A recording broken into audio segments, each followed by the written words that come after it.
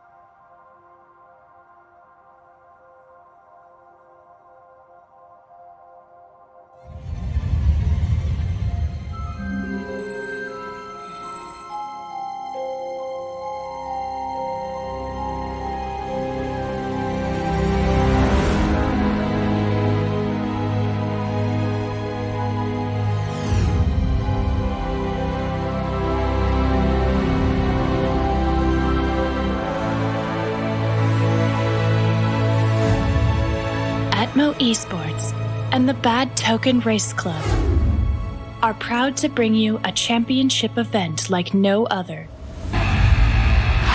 The Stanton 7. This exciting rally circuit pays homage to Earth's classic rally and Formula One traditions, pushing drivers and their teams to their absolute limit across some of the toughest terrains Stanton has to offer. Qualifying teams will push through 7 individual races, located across the system from the isolated moons of Crusader to the bustling city centers of Hurston and Microtech. Each race, pilots will control a featured vehicle, from the rugged Drake Dragonfly to the lightning-fast Tumbril Cyclone, navigate perilous terrain and conditions, as well as one another. Racers will face off on Magda, crashing through mountain passes and dusty valleys. Walla, where jutting cliffs and deep craters force pilots to thread the perfect line. And Cleo, where one wrong move means plummeting into a lunar sea. Racers will pick up individual wins across the races, but only the team with the highest overall standings can claim the title of Stanton 7's champion. Sign-ups begin soon. Get your crew together and join us for the Stanton 7. You won't want to miss it.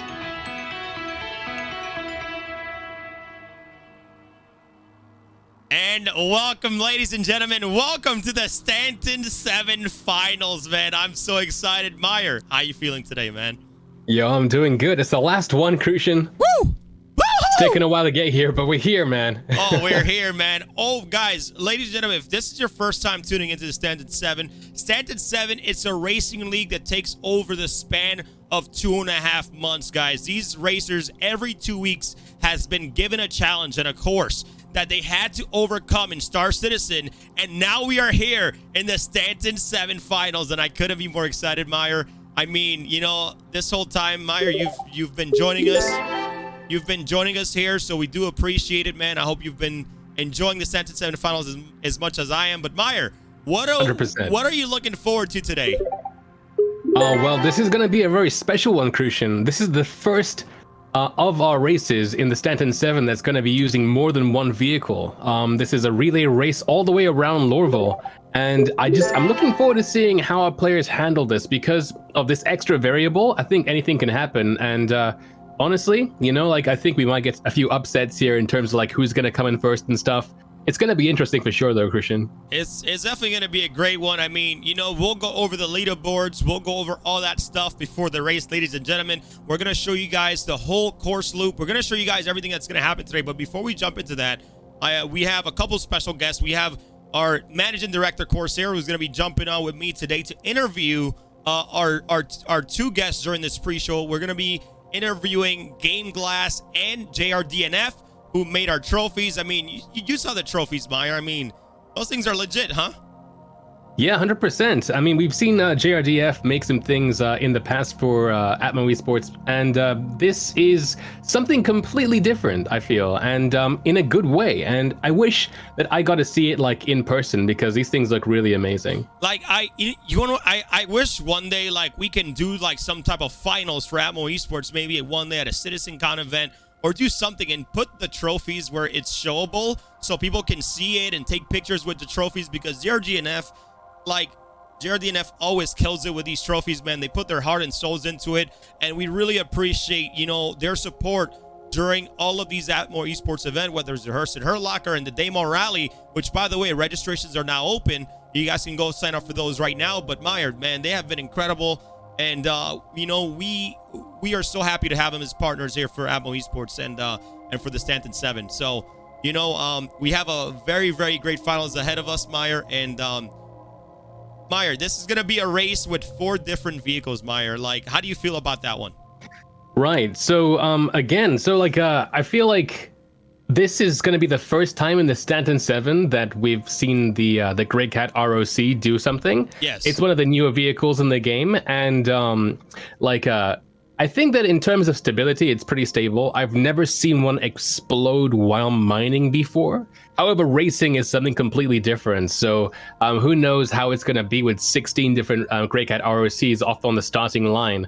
But yeah, this is going to be really interesting, Crucian. We have the Grey Cat ROC at the beginning. We've got the Ursa Rover. We've got Dragonflies. And of course, everybody's favorite Cyclone RC as well, closing off that loop too. It's going to be cool. You know, I haven't necessarily been around Laurel for a while. I know things change there all the time. They want to add little settlements and stuff on the outside of it too. It's gonna be cool seeing Laurel in this light, because again, I mean, when's the last time anyone's really been around Laurel with Microtech coming out with Crusader? So it's cool to come back to roots, you know, so to speak. Yeah, 100% there, man. Meyer, well, we're gonna jump into our first interview right now with Westbrook Drew from JRDNF, who is a 3D model artist and also their marketing and sales director over at JRDNF. We're going to show you guys a quick ad about what JRDNF is about and what they've done in the Star Citizen community. And we'll be right back with Corsair and Westbrook Drew with our interview, guys. Thank you guys so much for being with us here at the Stanton 7 Finals, guys. After our interviews, get ready, because I'm telling you, this race is going to be incredible. So buckle up. We'll be right back. Incredible. Hell yeah.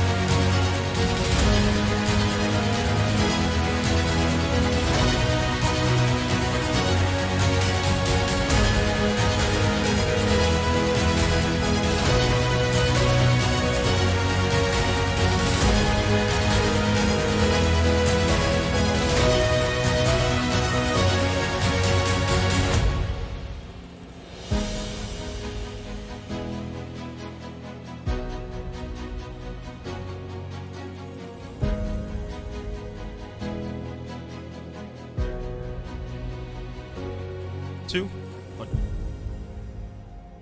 Ladies and gentlemen, welcome back here to the Stanton 7 pre-show. We are here with our managing director, Corsair, and Westbrook Drew again, who is a 3D model artist and also part of JRDNF doing sales and marketing. How you doing today, Westbrook? I'm doing great. How are you? Doing fantastic. Corsair, how you doing, man? How's nice to see you on camera. Yeah, man, I'm good. I'm nervous, scared, and excited to see the finals all finish up and see who ends up taking out. Well, we kind of have an idea on first place, but at least second and third. So, yeah. Also, good to have JRDNF back on and talking to Game Glass soon as well. But yeah, lots happening. Well, go ahead and take it away, man. Let's get into it. Westbrook Drew, man, how you feeling, man? Have you been catching up on the Stanton 7? What do you think about the whole event so far? Yeah, I've been checking it out. It's been exciting. I remember the buggy race that was very explosive and very exciting. That was a lot of fun to watch, and yeah, I've been keeping tabs on it. Really excited about the final race today, and looking forward to see what happens. Awesome. Yeah, man. Super exciting, man. So we're super happy to have you on. Obviously, Kels and John are pretty busy, but they've done some interviews in the past already. So we'll give them a bit of a break. It sounds like they might need one. They work pretty hard, so we're happy to have you on and just kind of mix it up a little bit. I know you're a huge part of the team. So yeah, obviously, mate, you're like a huge fan of JRDNF. I think before you even kind of joined the team. But how did it come about that you actually became part of the team? Yeah, so I was a big fan. I remember one of their events where they were doing some charity work, and they were doing the little tiny figurine and giving that out, and I was just super excited to get a hold of one of those and talk to them and things like that. And then they needed some help with CitizenCon, so they were looking for people in the community that were 3D printers and that had some experience with the models of CIG, which are really fun to work with. But yeah, so I got on board. They really brought me on board to do the Buccaneer for the large installation in CIG Austin, or not CIG Austin, but for the event. And yeah, I had a really big learning curve. It was a lot of work. It was amazing to work with these guys, and I just stuck with it, and I've been with them since. Awesome, man. So you mentioned you do a bit of the marketing stuff as well with them. So kind of, you're not obviously living in the same town with them, so obviously everything you do is online. But in regards to assisting and working with JRDNF, what is your day-to-day like when you're working with them? It's awesome. So the interesting thing is working with different time zones, right? That's a challenge for a lot of different companies and a lot of different for a lot of different reasons. So normally it's nice because I can tee something up for them to check out in the morning, and they have a few hours to look at it before I even get up. And so we have some feedback. We have some really good back and forth, and then we can set up a meeting that works for both of us. And then we can chat, and usually it's pretty late for one of us, and we get talking into the night. But other than that, it's really fun to be able to connect with them. We do a lot of just kind of brainstorming sessions and things like that to try to build the brand. We really want to get the exposure out there. A lot of people don't know about JRDNF. And we really just want people to understand, we're really passionate about this project. We really want to make sure we're bringing the best, highest quality products we can to you guys. And yeah, we put in a lot of time, a lot of passion, and a lot of energy into making the best possible products we can. Dude, that sounds incredible right there. I just wanted to jump here on something here, Corsair, and I love that JRDNF grabbed somebody from the Star Citizen community because of the fact that there's not going to be anybody more passionate. If they just found any normal 3D modeler, they wouldn't understand what Star Citizen is. But them coming over and picking you, somebody from the community that knows the community, it just makes it all so much sweeter. So incredible to hear. Yeah, not only that, but like Westbrook was saying, just those incredible products that you guys have done for us in the past. Even with the Grey Cat Social we've got coming up in July, we've got the little Grey Cat model, which we've sent one out. We've got another couple of years worth stored, ready to send out. Obviously, you were involved with the Damo Rally Trophy kind of thing, because I met you at CitizenCon over in Manchester, and you were obviously there on site helping them with everything as well. And did you have a bit of a part in the Damo Rally Trophy as well? So a little bit, we did some brainstorming and some kind of like ideas. We're throwing it around, and as you know, the Daymar Rally Trophy was forged, right? So that was a completely different methodology, completely different way to build a trophy, and we wanted to do something different. We wanted something way outside of that, completely different than that, but also futuristic, also looking really sharp and really cool.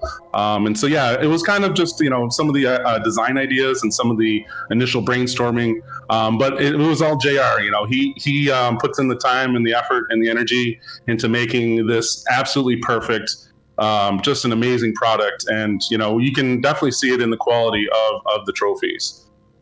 Definitely, like I have like a briefing meeting with them, and they kind of give them my scope. I give them some like a little bit of a lookbook, and give them the vision of what I want to do with a prize, and they kind of just take that and almost pretty much do it perfectly first time every time. Like the Daymar Rally Trophy, just they just knocked it out of the park. It's exactly what I was looking for. It's exactly what I pictured in my mind, and they seem to do that well. So lucky for me, just yesterday I received a parcel, and the parcel had, I'm just going to show this, it's got the Stanton 7 trophy in there, the first place trophy. So it gives you a bit of an idea on the size of the trophy there, and just the quality of it. You can see how much detail is in that for such an original item. So this is going to go out to first place. I'm going to send them out straight after, so they're ready to roll. But just gives a bit of an insight into the creation of this trophy as well, because it's a little bit different to the other stuff we've had. Beautiful. Yeah, so I actually got lucky enough to get a prototype myself, which I'm very, very, very excited about. And the interesting thing about this is that this is acrylic, and there is some bent acrylics here, and then you have layered acrylic. So this was CNC'd. So the acrylic was CNC'd, and then it was masked, taped, and then lasered, painted, masked again, lasered again, and then that's how you get this nice layering and how this a real cool look on here.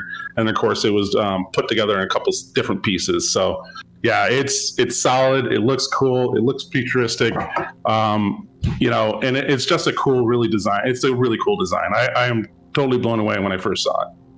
Yeah, for the people out there, that don't know what CMC milling is, it's pretty much like the same thing they use to make like EKG water blocks for computers. Like the same way they laser in that acrylic is the same way these trophies are made, and they look incredible. Yeah, they're so good. And just to give you a bit of an idea, like the original concept was, the whole concept around Stanton 7 was kind of like that 90s Schumacher Formula 1 Ferrari kind of vibe as well. So you can see the red in there. If you look at the current Formula 1 trophy, it's got that modern kind of design to it as well. So that's where all the design elements came from to create that trophy. So they really killed it. Yeah, I mean, it is called JR Design and Fabrication, so but yeah, it's awesome working with these guys. Yeah.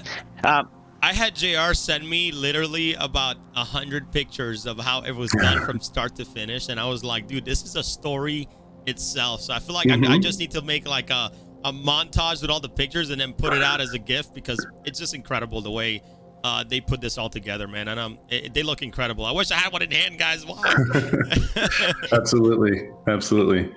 Well, yeah, Westbrook, look, thanks for coming on, mate. Like JRDNF have given me a whole bunch of stuff. They're giving away some gift cards today. They've actually send us some like miniature models as well of race vehicles, like the ROC, the Cyclone. So we could actually give some of those away as well. I might message you a couple of things later.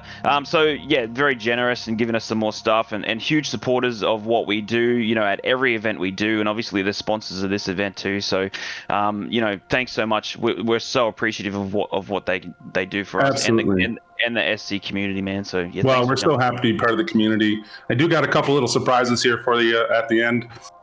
So we do have a code called Stanton, STANTON, give you 10% off anything on the store. Wow. We also have only 25 Grey Cats left. So if you want a Grey Cat, you want to pick one up real quick. And we're halfway through the arrows, so not many of those left either. And just for fun, I'm going to give away one of the Grey Cats for one of you guys in the audience today.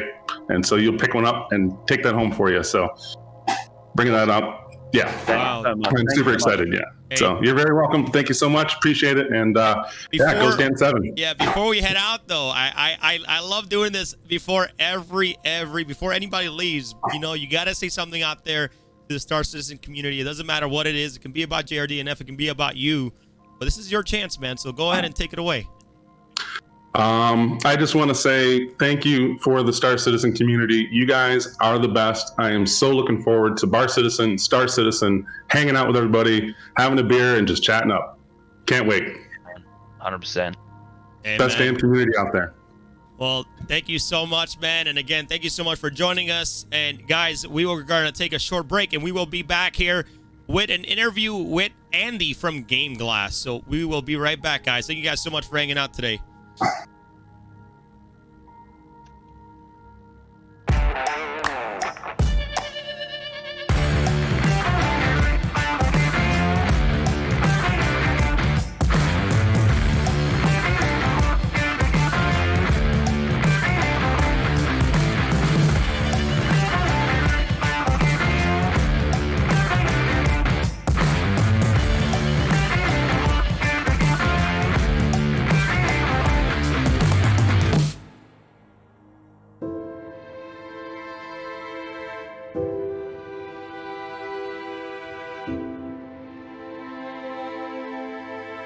It's only human to strive,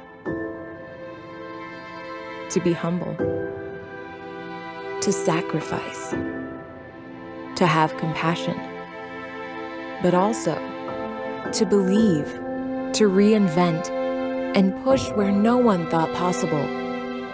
Because in a galaxy of ever-growing demand and ever-evolving expectation, we believe there are some things only humans can do. Like having the imagination to envision a better future and to make it reality. The passion to be awed by nature and also to protect it. The courage to explore new frontiers and search for a better way.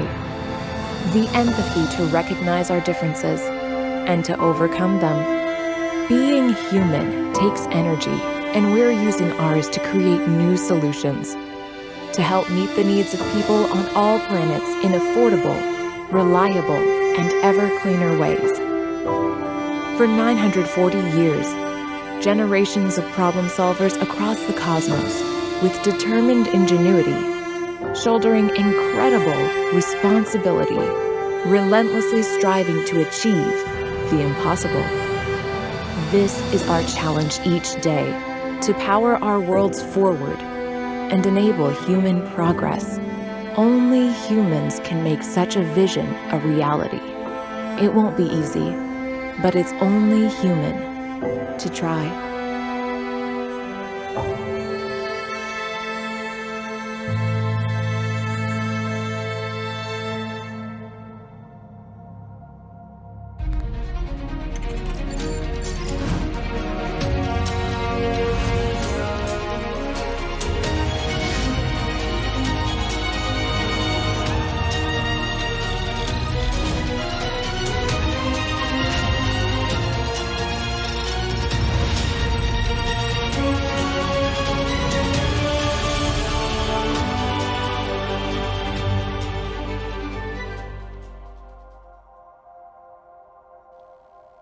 And we are back, ladies and gentlemen.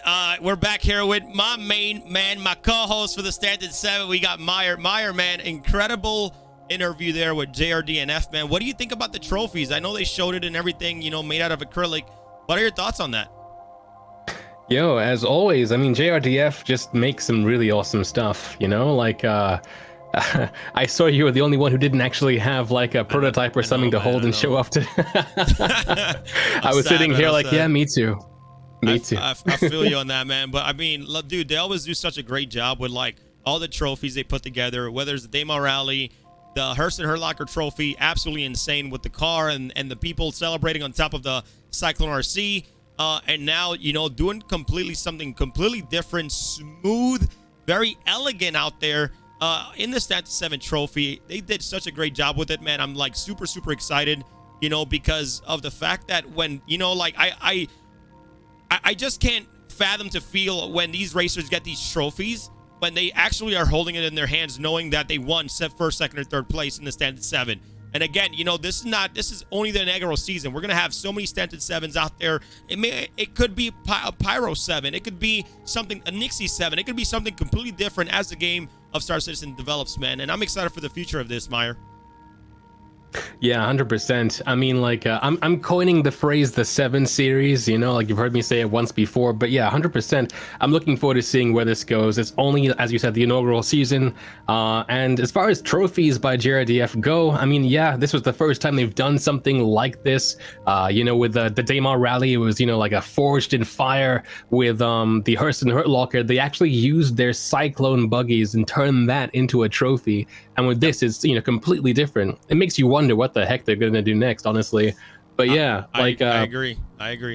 Did I hear, Crucian, that they only have 25 Grey Cat buggies left? Yeah, because I know that they do like a limited thing, right? So once they're gone, they'll never do it again. Yeah, so I'm not sure if you know this. All the stuff that JRDNF makes actually have a limit of, I think they make about 500 of those, and once they make 500 of those, they sell into those, and when those 500s are gone, they're gone for good. So only 25 Grey Cats buggies left. And again, if you guys want to go pick that stuff up, you guys can use code Stanton for 10% off, just like Westbrook Drew said. And we'll be giving away you know, a model out today as well. And Meyer, like, I had the pleasure of buying, I think I bought number 3 of the Cyclone RC, but I told him I want number 16 because number 16 is my favorite color. I mean, my favorite number, sorry.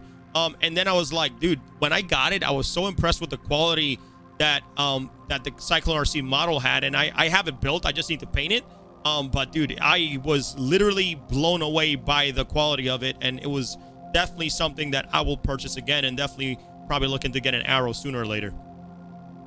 Yeah, 100%. I wonder what the next project's gonna be, because there's so many ships in Star Citizen now, for sure. Yep. So we got our next interviewee coming up, which is Andy from Game Glass. He's been here before, but we love him, and we, you know, happy to have our presenting partner here, Game Glass, back on the floor. Meyer, you know, like Game Glass, I know they just launched their new shards, where you can customize pretty much in any game. So, well, I think it's in beta right now, and we'll talk a little bit more about that. But I'm very excited about this one. How about you? Yeah, 100%. I mean, I haven't used one myself because I don't have a tablet or anything like that. But what I've seen and what I've heard about Game Glass is pretty cool. Having like an MFD, like a real life representation of your game that you can use to actually like change and move around stuff within the game is pretty awesome. And to hear that you can use it in things other than just Star Citizen is pretty awesome as well, you know? Like, but yeah, we'll hear more about that in a second. Yep, let's jump right over to Game Glass here right after these messages. Thank you guys so much for hanging out. We'll be right back.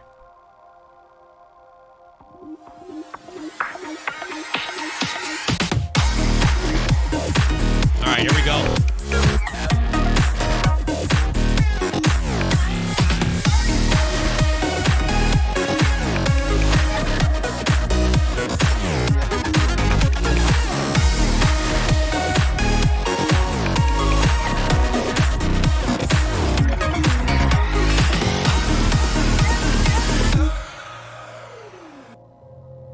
We are back here with, okay, what's going on here? We just had Andy on camera, now he's gone. I'm so sorry about that. What's going on here? Let's get Andy back on camera here, ladies and gentlemen. Super apologize what's going on here. Andy, are you there? I sure am. Can you hear me? I'm pretty sure they can hear you, they just can't see you. So let me quickly bring you up here in the camera. Oops. We're going to bring you up here really quickly. I'm so sorry. I don't know what's going on. Yeah, it's not on the first. All good. We just had you on here. What just happened? I didn't touch anything. You didn't touch anything. Oh, man. Hold on, guys. Chat, give me 1 second. Let's go ahead and make sure we have Andy on the camera. We're going to go into a quick break, and we'll be right back because we need to get Andy's camera on screen here. Just had him on there, so right back, chat. Your eyes are the gateway to your brain.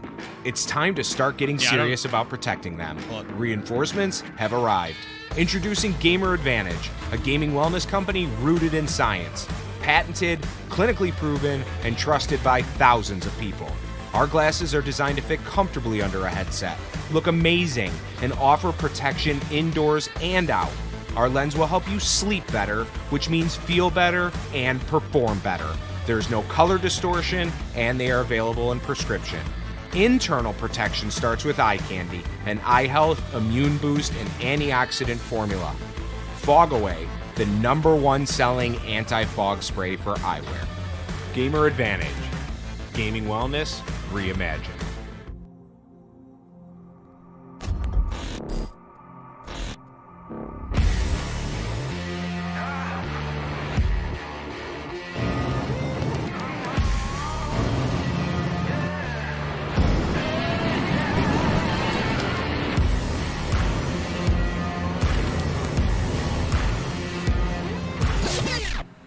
Servus.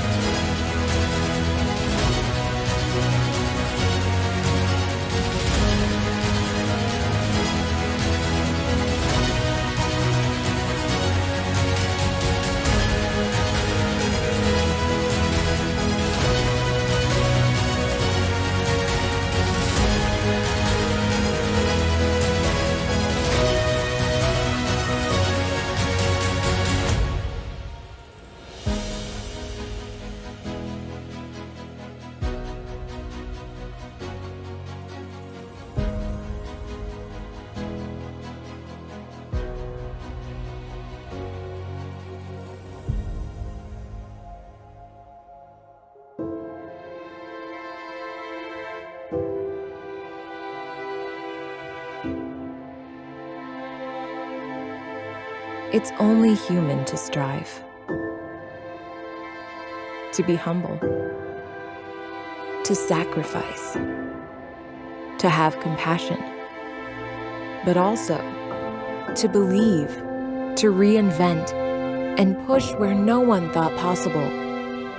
Because in a galaxy of ever-growing demand and ever-evolving expectation, we believe there are some things only humans can do.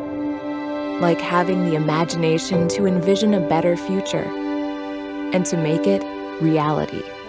The passion to be awed by nature and also to protect it.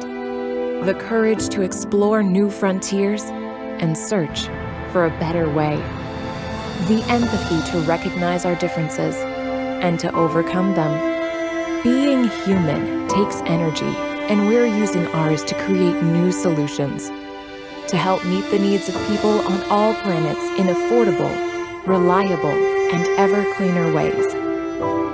For 940 years, generations of problem solvers across the cosmos, with determined ingenuity, shouldering incredible responsibility, relentlessly striving to achieve the impossible. This is our challenge each day, to power our worlds forward and enable human progress. Only humans can make such a vision a reality. It won't be easy, but it's only human to try.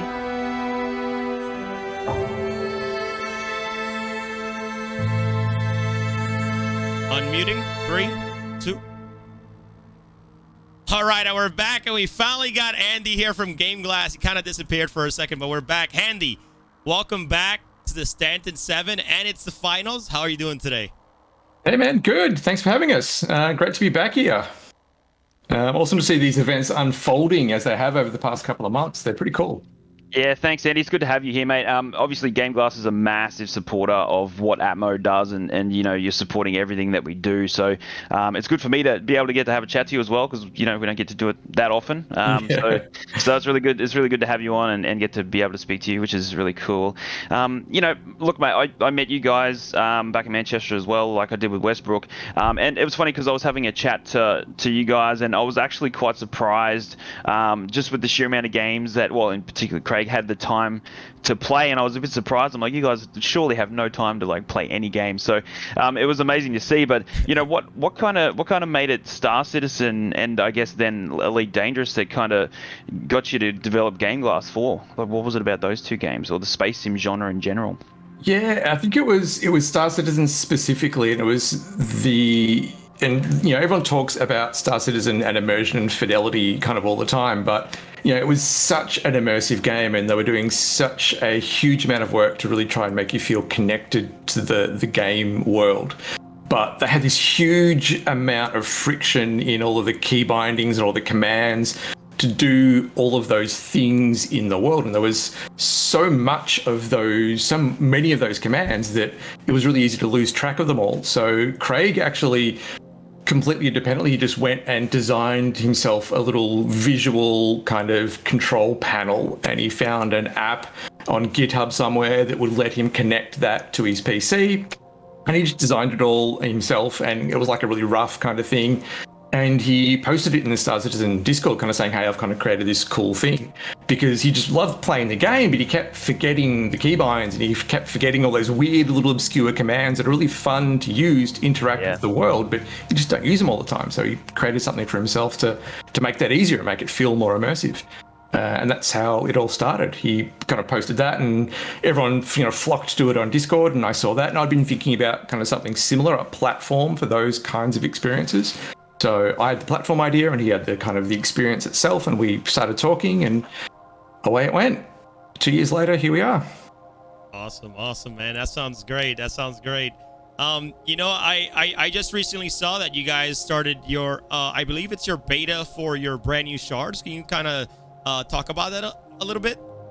Yeah, so it's not even in beta. It's what we're calling early access. So we kind of like, a lot of games do this really well. Well, some games do it really well. Some maybe don't do it so well. But early access for us is a way to get this out to people and get their feedback and listen to what they want to see in this product. So what it's called the Forge. And instead of it being a shard that we give people, it's essentially a blank canvas running on our technology that lets anybody create their own shards for any game. So you've got like a drag and drop style tool now where you can pick from a whole range of different buttons and components and interactions and put them onto a canvas that matches whatever phone or tablet size screen that you have, and arrange them and kind of line them up and make them look that kind of the way you want them to look. And then you can assign all of your commands to them: keybinds, mouse clicks, delays, audio, whatever you like, to all those different buttons that you've added to your canvas. And then using the Game Glass app, you connect it and you load it on your phone or your tablet, and it connects to your PC. And you can use that shard that you've created to play whatever you like. Very cool, man. Very cool. So, when you use it, you kind of understand what this could do for a lot of other games. Like, I used to play, even like an MMO, like World of Warcraft or anything like that. You'd think that, Game Glass would even be able to kind of fall into that category. Is there any other games you guys are maybe thinking about, or is there any other, things you think you could apply it to? It's really interesting. So we're doing a lot, like there's definitely a lot of games where controlling the game makes a lot of sense to do it in a more immersive and intuitive and kind of fun and engaging way. So that's where we've been focused on initially with Star Citizen and Elite Dangerous. And there's a ton of games like that we could help with, DCS and Flight Simulator and a ton of MechWarrior and all of those games. So that's definitely a big chunk that we kind of already do, that Game Glass is already really well suited to. But we're starting to do a lot more work with, you mentioned World of Warcraft there as well, and games like Divinity Original Sin 2 and a bunch of RPGs and survival games like Ark and Subnautica, and games that maybe you don't control. It's not about controlling the game necessarily. It's about all of the commands and reference content that's just so handy to have while you're playing the game. maybe it's something simple like emotes. Maybe it's a map of the zone that you're in, or maybe it's a list of quests, or maybe it's recipes for making something obscure, or some things that you want to do, or a list of things you want, resources you need to go and collect in order to build the things that you want to build. So we see it not just about controlling games, but as a companion to games, and how these shards can enhance and change the way you experience those games. Yeah, definitely. That's how I see it. That's how I use it. That's funny you say that. Like, just so I know I'm not using my game glass incorrectly. How do you think a racer, or even like a support pilot at one of our tournaments, if you were to use it and you were racing, or if you were like a support crew member, how would you use it? If just to give some of our racers and myself a bit of insight, just in case we're doing the wrong thing. What would you do? How would you use game glass in this instance? It's interesting you say that, and we didn't talk about this line of questioning at all, but just before this call, while I was kind of waiting around, I just was toying away in the Forge, just playing around, creating an Atmo shard, and I was thinking, okay, cool, so they got its vehicle racing this time, could we do like a version of our vehicle shard for Star Citizen, but kind of tailor it a bit more for Atmo and for the Stanton 7, and I kind of got to a spot where, it wasn't really for the Stanton 7, but would have been perfect for the Daymar Rally. And what I was trying to create was like a shard that had things that were really specific to that. So it would be some vehicle controls mixed in with some of the FPS controls as well, really making it easy for someone to manage those core vehicle interactions, starting up the vehicle, exiting your seat, opening your doors, switching your camera around so you can see what's behind you. But then once you're out of the vehicle, managing your weapons, your reloads, your med pen, that kind of stuff. So you can have all of that on one shard without having to switch between different shards and kind of manage all those different components. So that's kind of where it helps a little bit, where you're trying to build a set of commands that are very specific to the task you want to do. You've got a Daymar Rally shard, and you've got a Stanton 7 shard. If you're in the crew, you might have maybe something that's controlling your camera with a lot more flexibility, or maybe it's sending emotes that we're using for some purpose, or even in the future, one of the things we're putting together is the ability to message people as well. So you'll be able to have a command that might open up chat and add a message into chat and send it to someone. Yeah, that's brilliant. Like just a sequence of events that would happen during. Yeah, that makes perfect sense. That's really cool. So our command editor right now is lets you do, like, you can build like a really simple command into a button, just like Alt J or something, but you can build a whole script or a whole macro with delays and multiple keybinds and combinations of keybinds and delays and mouse clicks and audio, and you can build all that. So you've got a huge sequence of things that happen when you just hit one button. Man, how do you play it without it? How do you play Star Citizen without it? That's what it sounds like to me. Very cool, man. Very cool. I'm going to get like a big touchscreen, like a 50-inch TV, and just put forges all over it. Does that work, Andy, or no? That works. We see a lot of people like going to buy, buying a bunch of those cheap Fire tablets as well. They're like $80, $60. You just like buy a bunch of them, you kind of sit them around your PC. We've seen screenshots of people who've got literally like a half dozen of them. They kind of build themselves a little cockpit around it. It's pretty cool. Yeah, that's crazy cool. Crazy cool. Well, look, Andy, thanks for I know it's early in the morning for you. Both of us here in Australia. Yeah. So thanks for getting up at 3 a.m. to come onto this call, which is fantastic. Look, you guys are massive supporters. You're supporting everything for the entire tournament schedule for the entire year. So we're extremely thankful. We're extremely appreciative that you could do that for us. It's amazing. And you're also, giving away a lifetime Game Pass. You're giving away a Fire tablet. We've got a 70% off Pass code as well. So guys, if you want to check that out, if you want to go to Game Glass and use GG Stanton 7 as your discount code, you can use that at the moment. But yeah, Cruz is probably going to ask you this, but I might as well do it. So is there anything out there you want to say to the Star Citizen community, in regards to, what's happening with Game Glass or anything? You're obviously a fan of Star Citizen, so, you might have something else you want to say as well. No, look, I think you guys do amazing work. It was an absolute no-brainer to support you guys as much as we could. Star Citizen is built on these community interactions. It's a huge world that we can all take part in, and events like this are just such a perfect fit for the community and such a perfect fit for the game, and it's such a cool way to engage with the game world and the people in it. So it's amazing what you guys are doing. So it was, as I said, it was a no-brainer to do it. But Yes, really looking forward to what happens with Star Citizen next. You know, I've been enjoying flying around in my C2, which has been, I think, has rapidly become my favorite ship. It's a very nice it's a nice beast. We've got some very exciting stuff happening for Star Citizen that we can't talk about, hopefully soon, but there are some really huge announcements to come for Star Citizen, and we'll leave it at that. Awesome. Thanks, Andy. Well, Andy, No worries. Thanks, gang. I want to say thank you so much for joining us. We look forward to those incredible news today. And lastly, enjoy the Stanton 7 finals, because we're about to blow this community out of the roof today with this final. So thank you so much for joining us, Andy. I appreciate it. Awesome. Good stuff, guys. Take it easy. All right, Thanks, you man. too. All right, ladies and gentlemen, we'll be right back after these messages, and myself and Meyer will finally get the Stanton 7 finals started here soon. We'll be right back.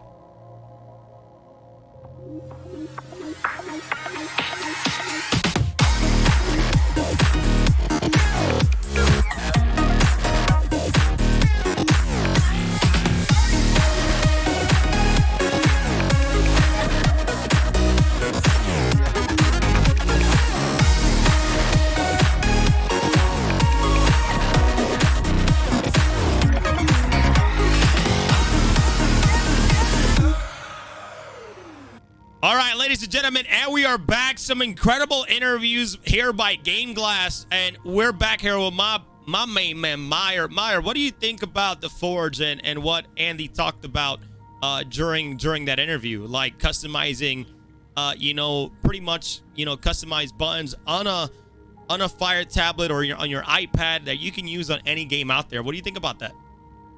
Yeah, so like while he was talking about it, I was on the website and I was looking through everything, and it looks pretty cool. So it's like custom macro suite that looks like it's part of the game for Star Citizen, Elite Dangerous, and whatever the heck you want it to do. I was thinking about how could I use it for things like, even OBS, to try and like make the OBS experience even better. It seems it's really cool. As far as productivity pipelines go, I think you can do a lot with it. Cool. No, what about yourself? I totally agree. Like, a lot of people don't know that you can, in an ease of a button, you can distribute shields, you can distribute, your mining throttle. You can use Game Glass for all this stuff. And I'm pretty sure, like, whatever they have coming down the pipeline for Star Citizen is only going to make it even 10 times better, and even possibly a must-have for Star Citizen. You know what I'm saying? So, like, I think right now, like, it's a very useful tool, especially if you don't, like, obviously there's a bunch of hotkeys in there. If you're using dual sticks, or like you don't want to use your keyboard that much. If you want to, dogfighting, all you got to do is hit a button, distribute shields. All you got to do is hit a button and send missiles. Like, there's so many different usage, for Game Glass. And, like I said, I don't have a setup. I possibly in the future, when I definitely change my setup around, because I am upgrading everything, Game Glass definitely is going to be that thing that's going to be there at my forefront for Star Citizen to use. So looking forward to it. Yeah, I mean, like, I was looking at the shards that you could do, and it's not just like you have a panel and that panel is static, but like they have different ones for like ground vehicles, they have ones for flights, they have all sorts of different things. So like it gives you a really cool visual representation of exactly what it is that you want to do at that time. We have things like the shield operator modes with missile operator modes, all that stuff coming into Star Citizen. It's a really cool way of like, diegetically having all of that stuff in front of your face. So you'd have to think about hotkeys or like looking around in the game. You can just press the buttons there and know exactly what's going on. It's really cool. Yeah, so once again, guys, if you Game Glass is our presenting sponsor, and they helped us out for all the events this year. The Hearst and Her Locker starting back in October, which was our inaugural season for the Hearst and Her Locker, the Daymar Rally 2951, and now the Stanton 729, the inaugural season of Stanton 7. Again, if you guys want to go check out Game Glass, gameglass.gg is the website, and you guys can use GG Stanton 7 for 17% off on these Game Glass products. So again, man, Meyer, let's talk race now. Interviews are over. Right. Pre-show is done. Racers are about at the ready. I am excited because we're about to get this on today, ladies and gentlemen. We have the race coming up here very, very soon for the Stanton 7, and we want to make sure you guys catch all the action.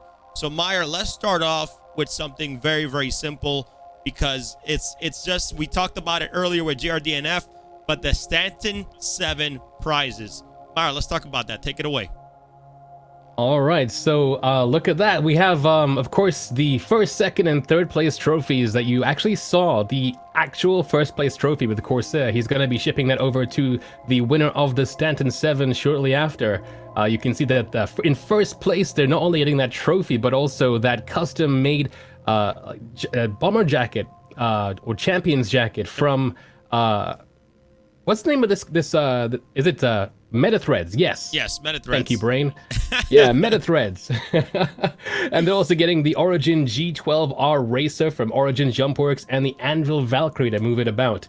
Second place gets a slightly smaller but no less amazing JRDF trophy, a Stanton 7 jersey, the one we were wearing last time we were here, and as well as a Turbor Cyclone RC, one of the most popular racers so far, until of course we see, the G12 in action, and the MISC Freelancer Max, the double-wide Freelancer that's capable of moving 2 Ursa rovers. So first and second place are gonna have no trouble moving their vehicles around the field and around Stanton whenever they have races to go to in the future.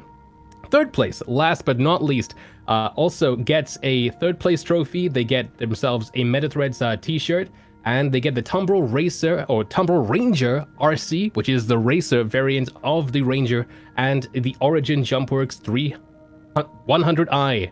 Wow. Yeah, it's 100i. Like this is only the beginning, Meyer. Like we always want to bring the best for our racers and everybody competing. This is a community event. Everybody can join in and register for free at atmo.gg, whether it's for the Hurston Hurlock or the Daymar Rally and the next Stanton 7 for, 2952. But, you guys can compete for free. These prizes are by our community, for everybody supporting, whether you're, subscribing to the channel or you're behind the scenes, sponsoring us like, our presenting sponsor, Game Glass. So we want to thank you so much for, helping us get to, get some trophies for our racers and make this even a more special. But, Meyer, I want to talk about something because there's one more thing that's not up there. And we showed a sneak peek last week. All right, we showed a sneak peek last week about some incredible customized headsets that Astro Gaming has put together for us. And we want to go ahead and show that off right now. So, guys, for those of you that are racing today to become the Stanton 7 champion, this is what awaits for you. We'll be right back.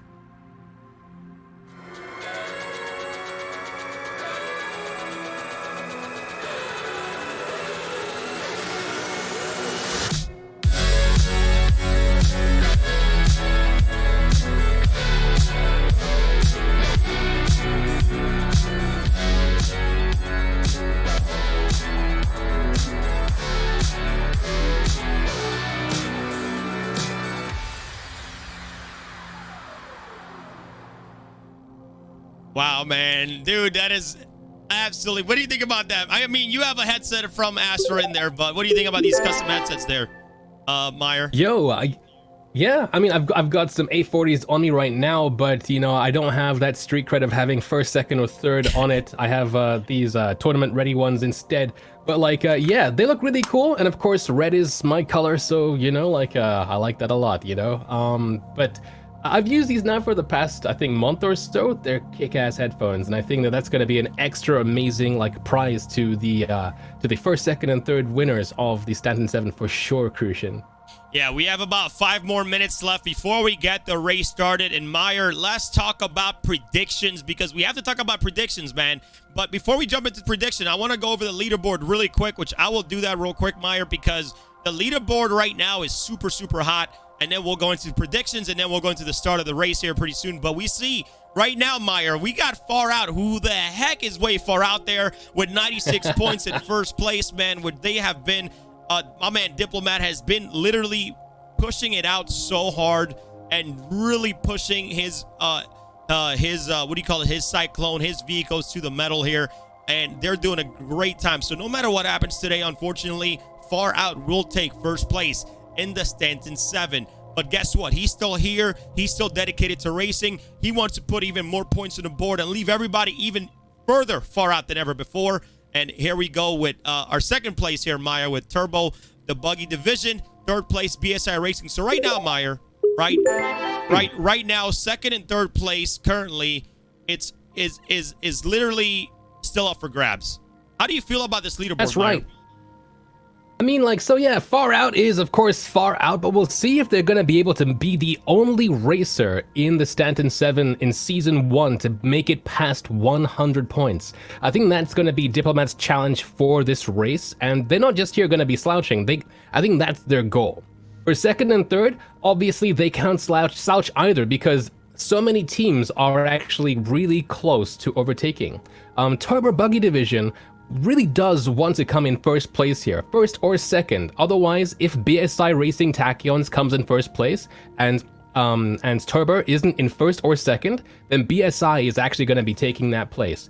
And all the way down until, I believe, Exiles. If RP from Exiles is able to make it into first place and everybody else in the top side there doesn't make it in those top positions, then Exiles is going to be in second or third place easily, Crucian. It's still a very intense, very hot race today. And even if you're not making the podium, you really do want to, get up there, because once we're done with the Stanton 7, once we're done with this final race, Crucian, then of course, all these positions and all these points are going to be locked in for history. So you want to make sure that you are up there. Yep. And I think the pressure is on for everybody, no matter where you are right now. Totally agree with you, Meyer. And guess what, man? Since we need the light here for Hurston, guys, this course is not going to take too long. It's going to take only, I would say, anywhere between 30 minutes. So let's take a quick look at the course map, and then we're going to start our race here in the next few minutes, guys. The Stanton 7 Finals is ready to go. So, Meyer, they're going to start off with the Great Cat Rock, going to gate number 2, switching over to the Ursa Rover, and then skipping all the way from gate number 2 to gate number 4 here on Lorville, and then getting onto the Drake Dragonfly, and then they're going to be heading right back into the Cyclone RC at gate 6 into the final leg of the race. And I am super excited because, man, this has been seriously one of the best maps out there. Again, big shout out to Bad Token Race Club for really putting a very unique race out there. But Meyer, let's get the race started. All right. That's what we're here to do. And I believe everybody's been waiting for us. We got our interviews out of the way. Again, big shout out to JRDNF and Game Glass. Meyer, I believe we're ready to go. If you want to go ahead and make sure everybody's ready, and go ahead and Meyer, love been having you here, and I think you should do the honors of doing the final countdown, Meyer. Are you sure? No take backs. Of course, man. No, I'm not taking anything back. You're good, man. Let's get it. Okay. Racers of the Stanton 7, for the last time, race number 7. On go. 5, 4, 3, 2, 1. Go! Let's go. The Stanton 7 Finals, ladies and gentlemen, is on the way. Looking at a great camera view here by Shipwreck. The Grey Cat ROC is on the way. Again, guys, they're going from gate number 1 straight over to gate number 2 and switching over into the RSI Ursa Rover. That's right, Crucian. What a great shot there of the Lorville CBD as the Grey Cat ROCs go all the way from the eastern side west across from gates 1 to gate 2. I don't think that this is going to be an explosive race. I don't actually think I've ever seen a rock explode. That being said, I've never seen a rock race either, Crucian. But it's looking like a good race so far. The races are all packed nicely, and it really is, I feel, anybody's race all the way up until they get to that next gate, where then you're going to see some splitting up of the teams here, of the group, because you're going to have to claim the next vehicles, and you have to use your teammates to grab that next car to then go onwards into the rest of the race. Yep. So far, though, it looks pretty hectic. I haven't seen any explosions just yet, though. Yeah, I mean, the Great Cat Rock, we've had actually a very cool race with the Great Cat ROC, and I'm telling you right now, those things can definitely last long. They're not as fast as you think, Meyer, but they can really take some pounding before going further. But, we got to make sure that these guys race to the best of their ability. They have to be careful with Lorville, because as of right now, as the development of the game is happening, there's some invisible walls, but these racers have practiced this race, and hopefully they know their routes to be able to hopefully get to the gate number 2, get off their vehicles, and then switch into one of the coolest vehicles out there, the RSI Rover. That's right. And Lorville, as you say, is definitely a track that's under construction. Every other patch or so, you see some little things happening out there with the shanty towns and everything else. There's some signage here, and it's really going to be down to the racers to have practiced this race beforehand to know exactly where they're going. But yeah, very soon we're, of course, going to be having the Ursa Rovers coming out into the race here. Again, a staple of the Daymar Rally. The Ursa Rover is, I think, one of my favorite ground vehicles, hands down, just because of like the utility it has. I mean, if I could get an Ursa with a bed in it so I could do like a long distance like journeys and stuff, that'd be so amazing, Crucian. This is a great shot here, of course, top down. Seeing everything happening.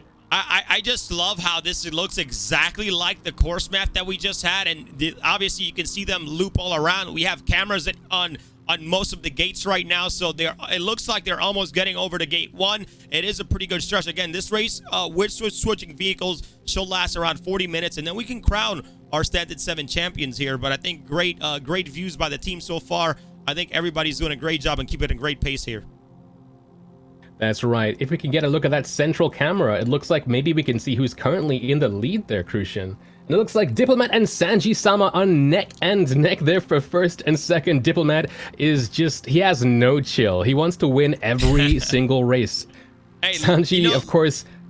Like we said though here, Meyer, like I just want to make sure, because I gotta, like, Sanji, doesn't matter, like, if like he's down on 15th place in the leaderboard. As I take a look at it right now, it doesn't matter. He's here to win no matter where he's at on the leaderboard. And this is the type of preservation that I love about these racers. No matter what, who, when, they want to win no matter what. And I love that about Sanji-sama. That's right. And of course, you can see him there taking that tight corner in there. Croncy, who is representing Team Australia, they're going through that same place, getting stuck by a rock. They're getting overtaken by Nezertil and VLV. Again, it looks like Sanji and Diplomat here are really, really close to each other right now. Diplomat taking that further outside path there. It looks like maybe perhaps a practiced path. It doesn't seem to have that many vehicles and that many rocks in the way. That being said, it looks like Sanji's path here is going to perhaps pay dividends here. Sanji, of course, from Team Kuroda Racing, hailing from Iceland, who's currently now just in second place as they swing around. Looks like maybe Sanji might be stuck here.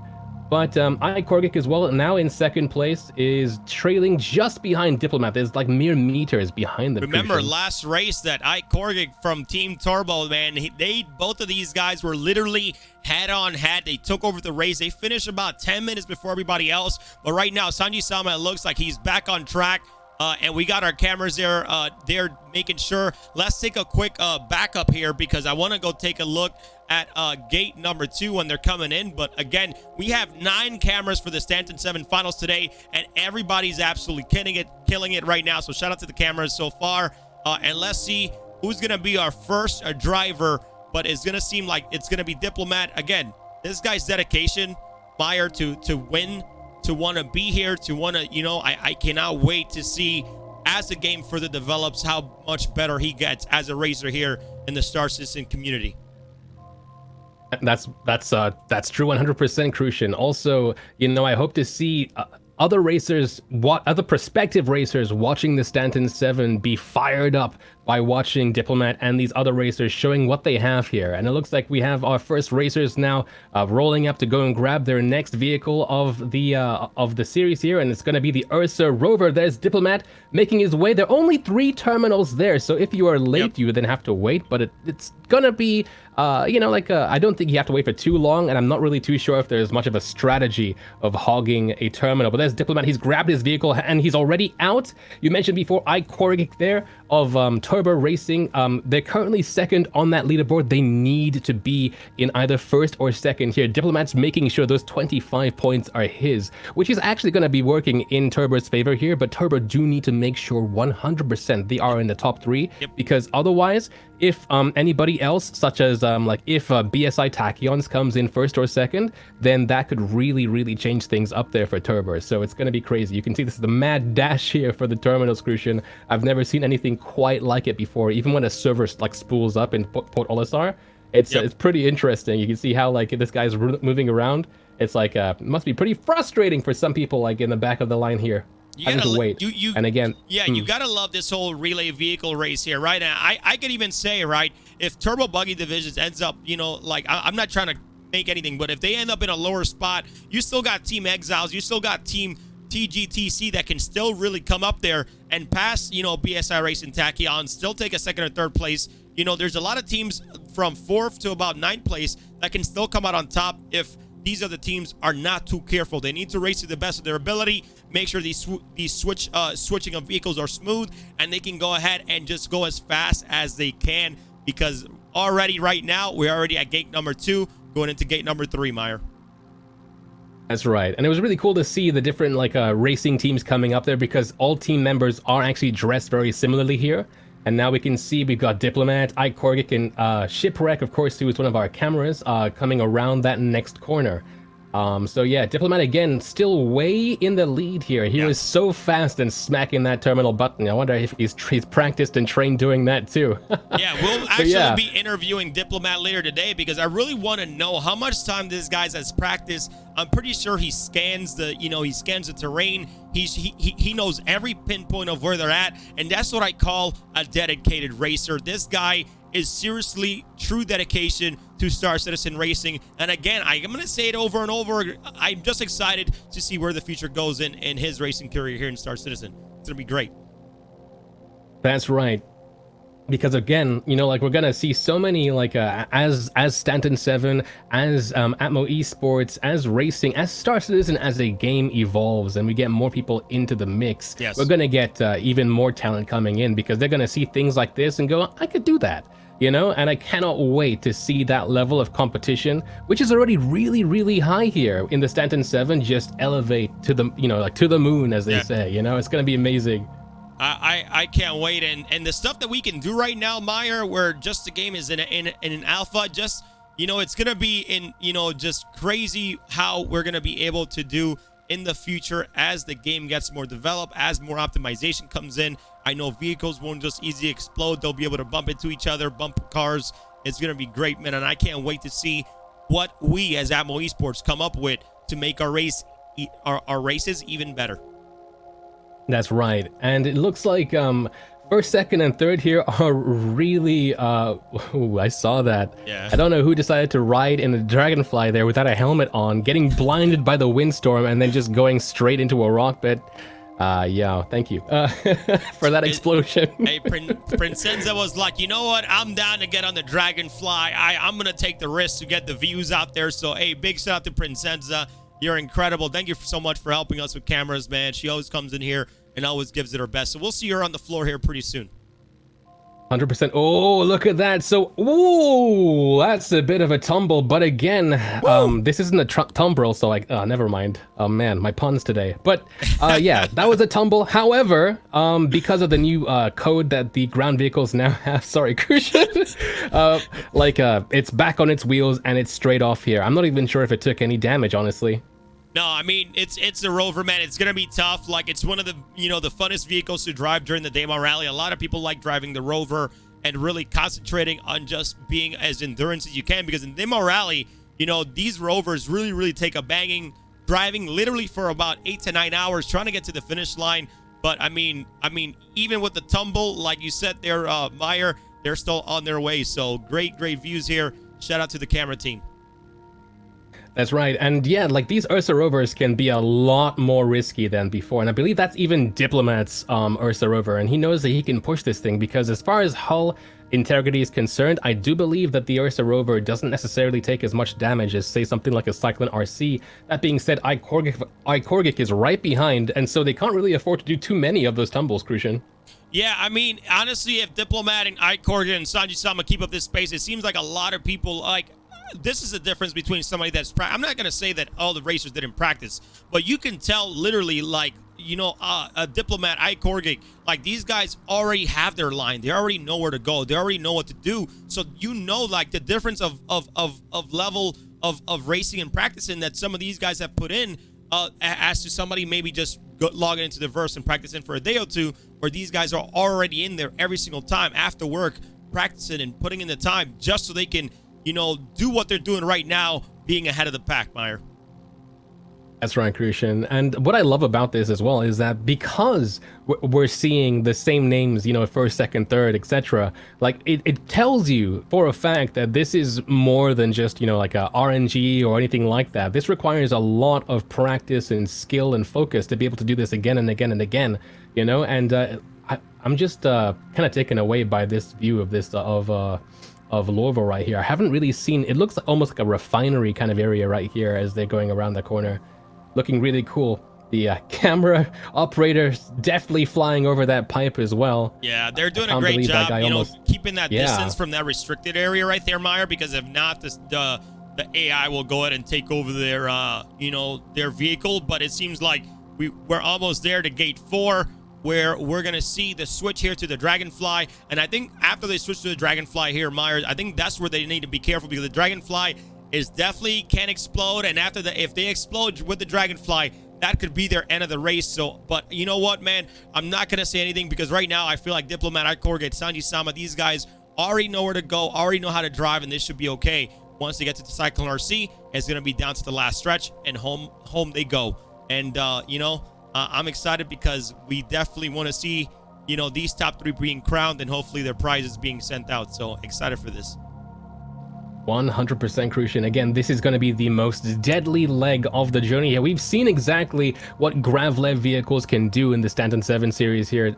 This entire season, Crucian. These Dragonflies they require a tiny bit of finesse here. You know, like, and there's so many obstacles, so many rocks, so many buildings, cactuses, just like, if we don't see at least one explosion, I'd be incredibly surprised and incredibly impressed. But again, our drivers have, you know, been with us for a while now. They've ridden Noxes and Dragonflies. So again, you know, like, you learn from your mistakes. So if we don't see any, you know, like, I'll just be proud of, you know, how much growth we've had.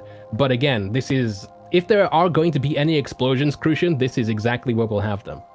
Yep, I'm trying to figure out what's going on here. I think he's running to get to the other gate, which is going to really break up a lot of time here for our this racer who's right in front of us right now.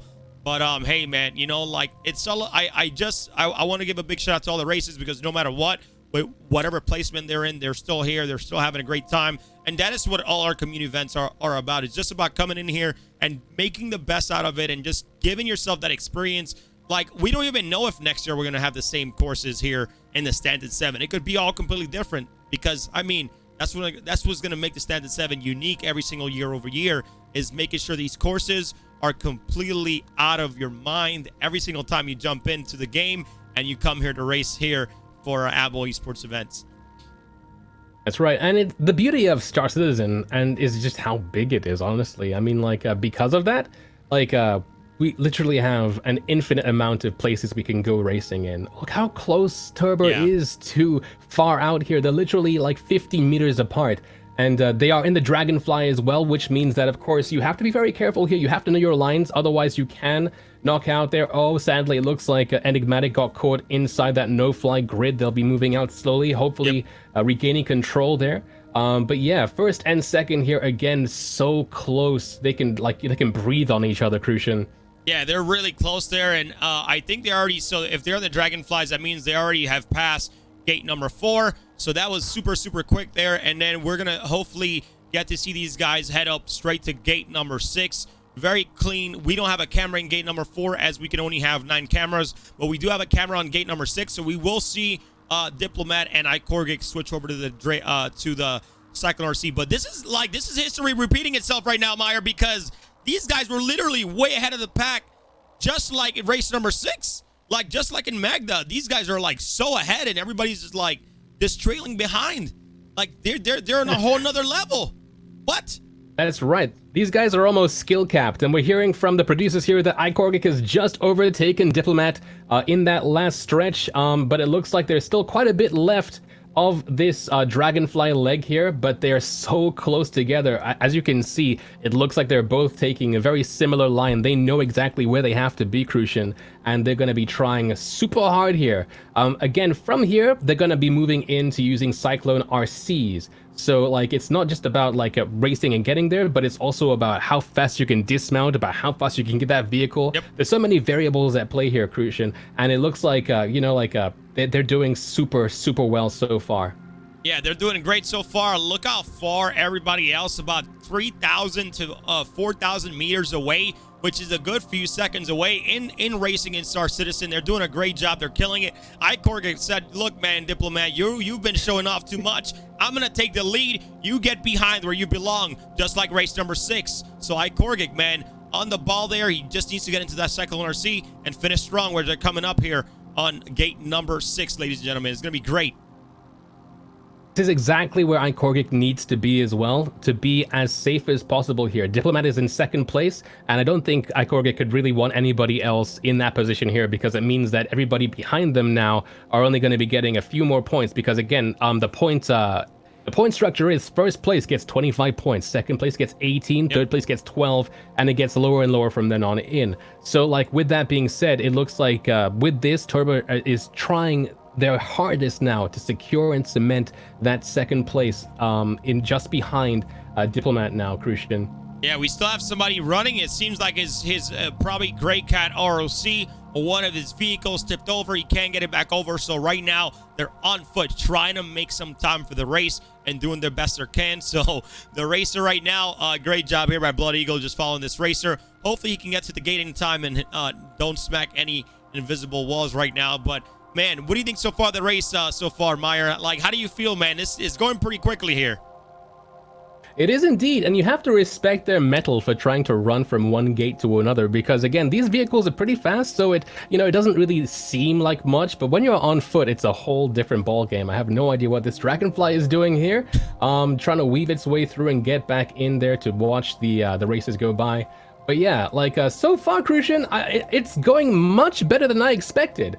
For sure. There we go. We have some people here. It looks like that is from Rock to Ursa. So we're still getting some people finishing that first leg of the journey. Maybe perhaps they were stuck behind. It looks like racers 1 and 2, Diplomat and iKorg, are like at least 6 kilometers now ahead of the rest of the pack. It's like 2 whole separate races going on right now. And yeah, like it looks pretty good. And the racer who's currently running is Sison from FFK Racing. And iKorg now apparently is now approaching gate number 6. So we're gonna see him running here. He's running in. iKorg trying to run as fast as he can, getting his Cyclone RC. This is the final lap, ladies and gentlemen. Turbo, you guys won that second place, so you guys really want to make sure you guys hold up those trophies. He looks like it. There you go, Diplomat right behind them. iKorg is right out the door. Dude, that's some quick spawning, man. I don't know what these guys are doing. They're like spawning out. That was super quick, but iKorg doing a great job.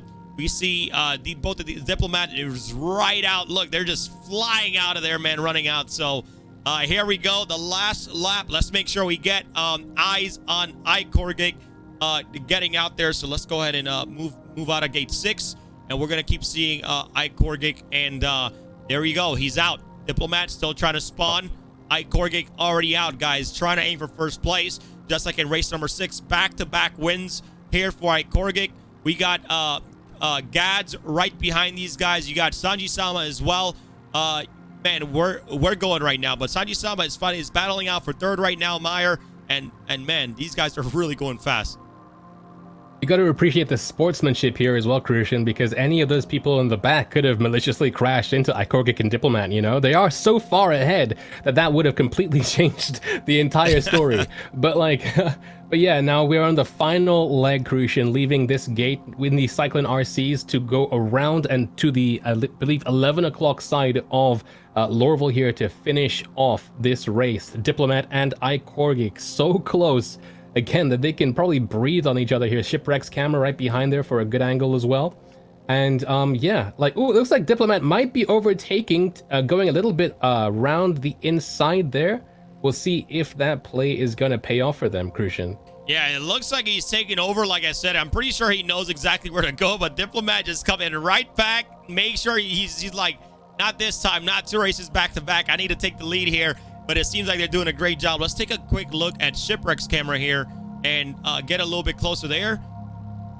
Sorry, I'm over here pressing too many buttons. But there we go. We see literally both racers, Diplomat, and we'll stay here for a little while to see these guys finish and then come back to the other racers. But you see Diplomat, man, a master of that Cyclone RC, taking that lead, and seems like he's probably, if he keeps up this pace, he's going to be in it for to winning the final race here in the Stanton 7, Meyer.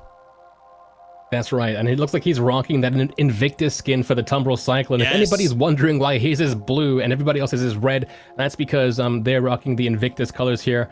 And yeah, so before in that other camera that people are asking, how is Diplomat going so much faster? How is he able to overtake? That's because this ground is not flat. If you get your lines right with these RCs, because they have these afterburners, if you're able to catch like these ramps, you can fly for quite a while without slowing down where you naturally normally would be.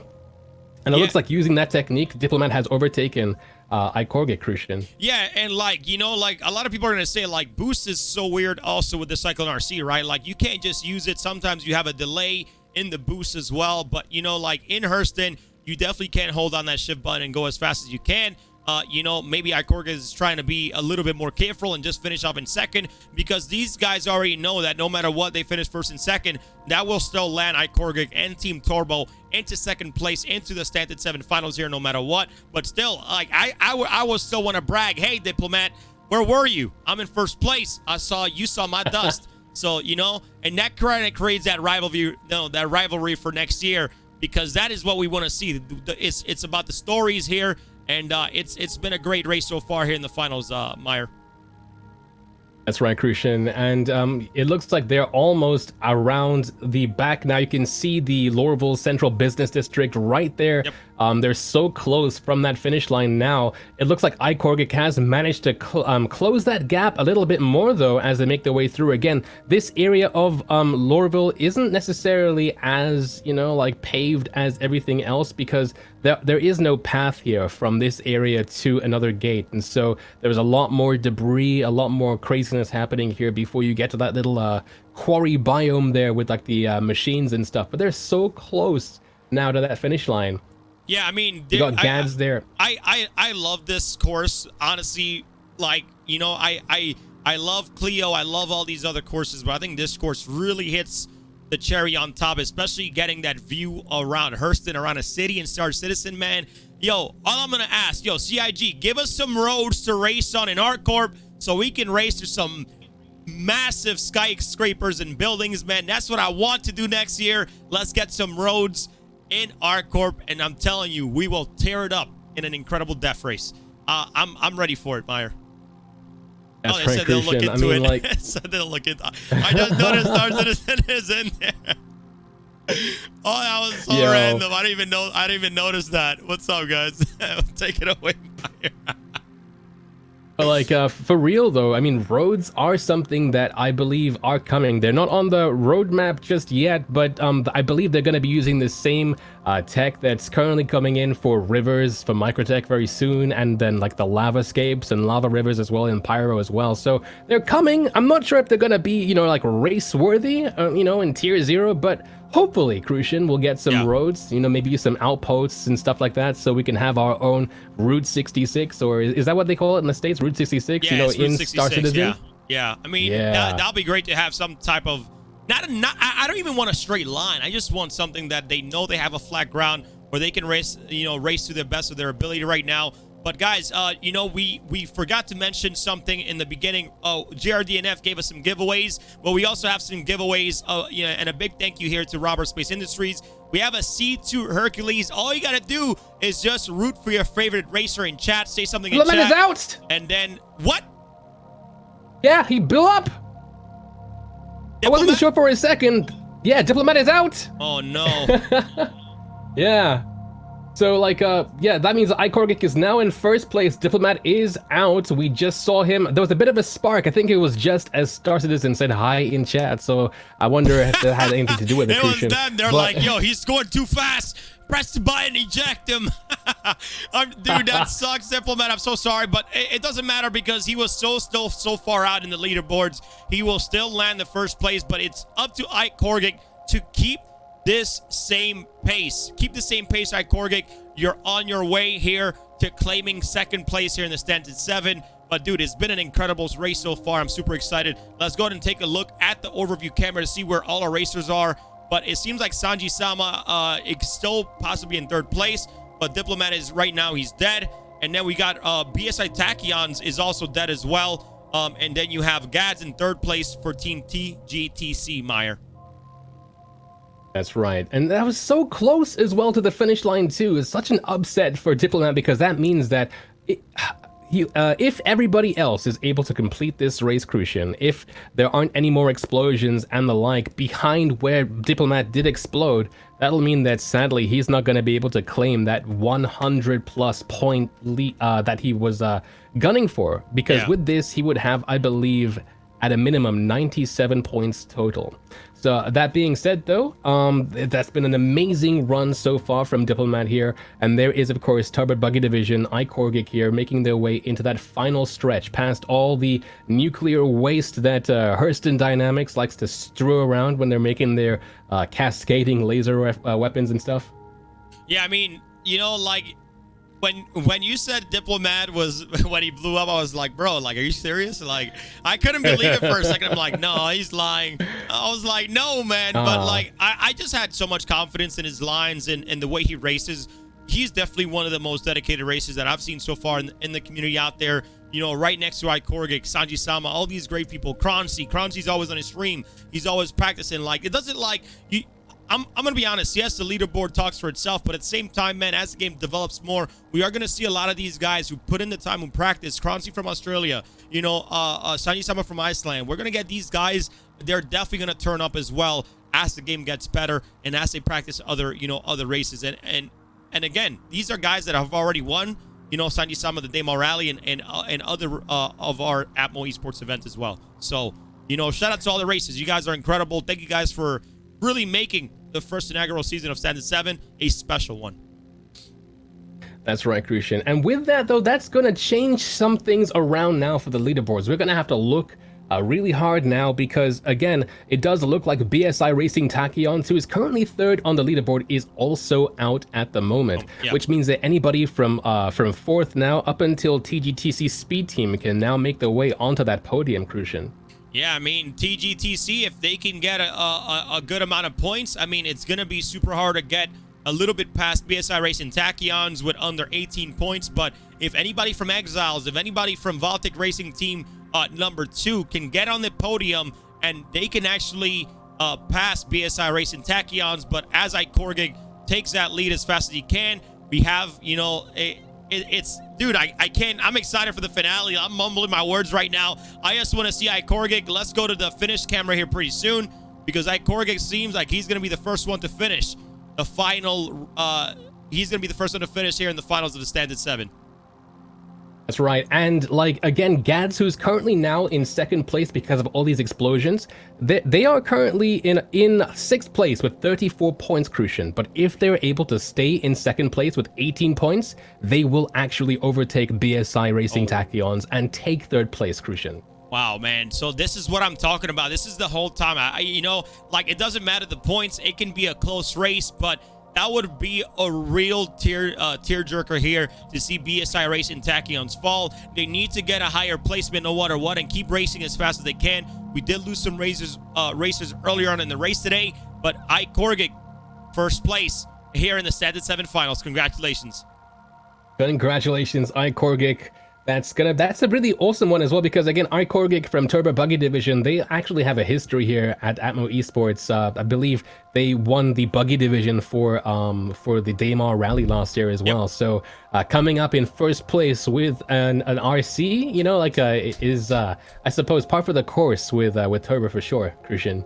Yep, and like I was saying earlier, before we saw Diplomatic blew up, guys, we do have some giveaways for you guys. A lifetime glass pass with a tablet. We got some JRDNF models. We got some gift cards as well. All you guys have to do is just say hello in the chat and root for your favorite team. Get some racing flags out there. We appreciate each and every single one of your support. And I'll say it one more time, a big thank you to Robert Space Industries for really making an incredible game and really giving us the tools to make events like this happen and make special. And with that being said, we are giving away a C2 Hercules today, also to everybody in chat.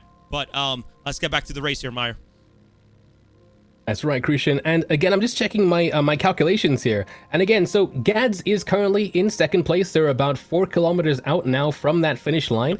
If they're able to make this out, then they'll likely get 18 points, which will mean that they'll be going up into they'll be getting 52 points. Now, Wow. BSI Racing Tachyons is currently out, which means that if everybody else is able to overtake and BSI Racing is in the latter 8 of this race, then that will mean that we'll have 2 people in joint third place. And I have no idea how that's going to work, Crucian. Yeah, I believe... How many headsets do we have? Hey, man, we only have for the winners, but I'm telling you right now, I know the officials are going to go ahead and probably see the different placements and see who has better placements, throughout the race, and probably give that team that third place with, that's how they usually do it in F1. It all depends on how many placements they took, and then they'll go ahead by that decision. But we don't know how the officials are going to want to do it. We'll obviously get that towards the end of the race and crown our 3 champions once Corsair jumps back on here with us and tell us what's going on. But look at this view here. Meyer showing that. I love the CBD so much. Oh, man, that building is incredible, man. We love seeing that. I think Shipwreck got turned around by the AI, but it looks like Gads is getting very, very close here to finishing. But, dude, the views here are incredible. 100% Crucian. I can't wait to see what CIG do further with Lorville now. There's a rumor and stuff that maybe perhaps if you were to get like in reputation with Hurston Dynamics, you might be able to, land on those pads on that building, get yourself like a executive suite, all that stuff. But this is hands down one of my favorite locations. Even if it's really grim, when you go down, I just love like how amazing, how grand it looks, compared to like even with like the pop-in and stuff here with this camera. But like it's one of my favorite locations in Star Citizen.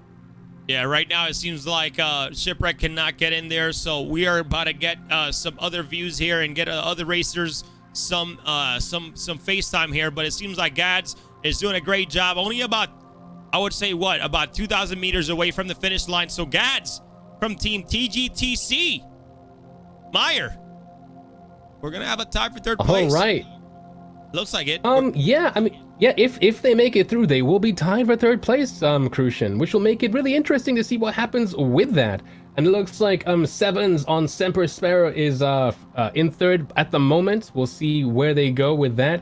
After, of course, Gads passes that finish line again, they have to cross that line. They can explode right here, and then that'll be it. Hey, don't jinx it like that, Meyer. Dude, if they would explode right in the line, I would be like, whoosh. At least that saves our I wouldn't be allowed back. Dilemma, I'm just kidding, man. But yeah, that's true. That's true. Oh man, bro, this is honestly so nerve-wracking to see these racers go at it, man. But Team TGTC coming in all the way from 6th place, possibly gonna take away that 3rd place. Who knows? We'll see what happens. We'll see what the officials do once everything is said and done and all the points are tallied right now. Yeah, and that's 100% the opposite I was looking for, Crucian. I was looking to see, like what was going to be happening with everybody, from 2nd to 6th, because there was so much room for all that to happen. And with Diplomat out of the equation there, it did leave a lot of room for for just so many things to change. But then again, it does seem like now Turbor Buggy Division has secured that 2nd place spot here. And we'll see. We'll see what happens next. And again, it's not just about hitting the podium. It's about where you end up on the entire list, on the entire listings. Because again, once this is all done, then, we're all frozen in time, as it were. And it'll be just there in the annals of history, you'll look back to the Stanton 7 season 1 and you'll see, Far Out was in 1st place, or you'll see who is in which place. Yep. And, for posterity's sake, you want to be as high up as possible, Yeah, so right now, ladies and gentlemen, we're looking at 3rd place right now, and they're doing a pretty good job. I think they're taking a very, very easy pace here. But TGTC officially... from our officials, they are coming in 2nd place, Meyer, which is going to put them on that 52 points and possibly tied for 3rd against BSI Racing Tachyons. But Turbo Buggy Division definitely securing 2nd place here in the finals, doing a great job overall, and most likely taking 2nd place here in our 3rd place as the 2nd place placement here in the full entire of Stanton 7, man. It's been an incredible series so far, man. I cannot wait for season 2.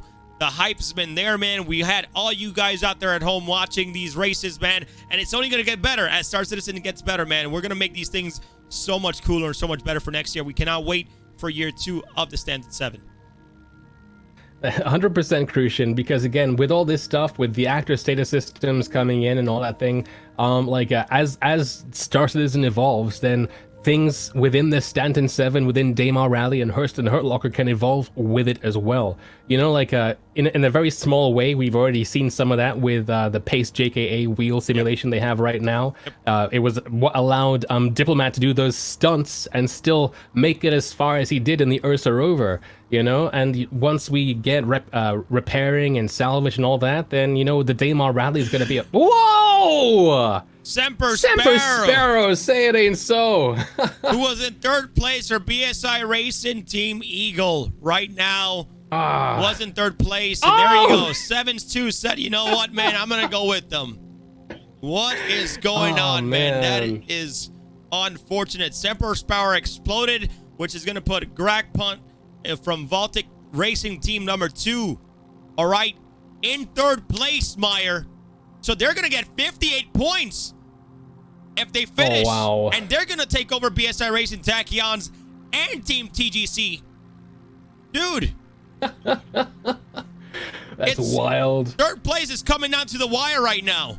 This is incredible right now. It is now. Indeed. Dude, I would crawl to the finish line if I was Baltic Racing Team number 2. I'm just saying, man.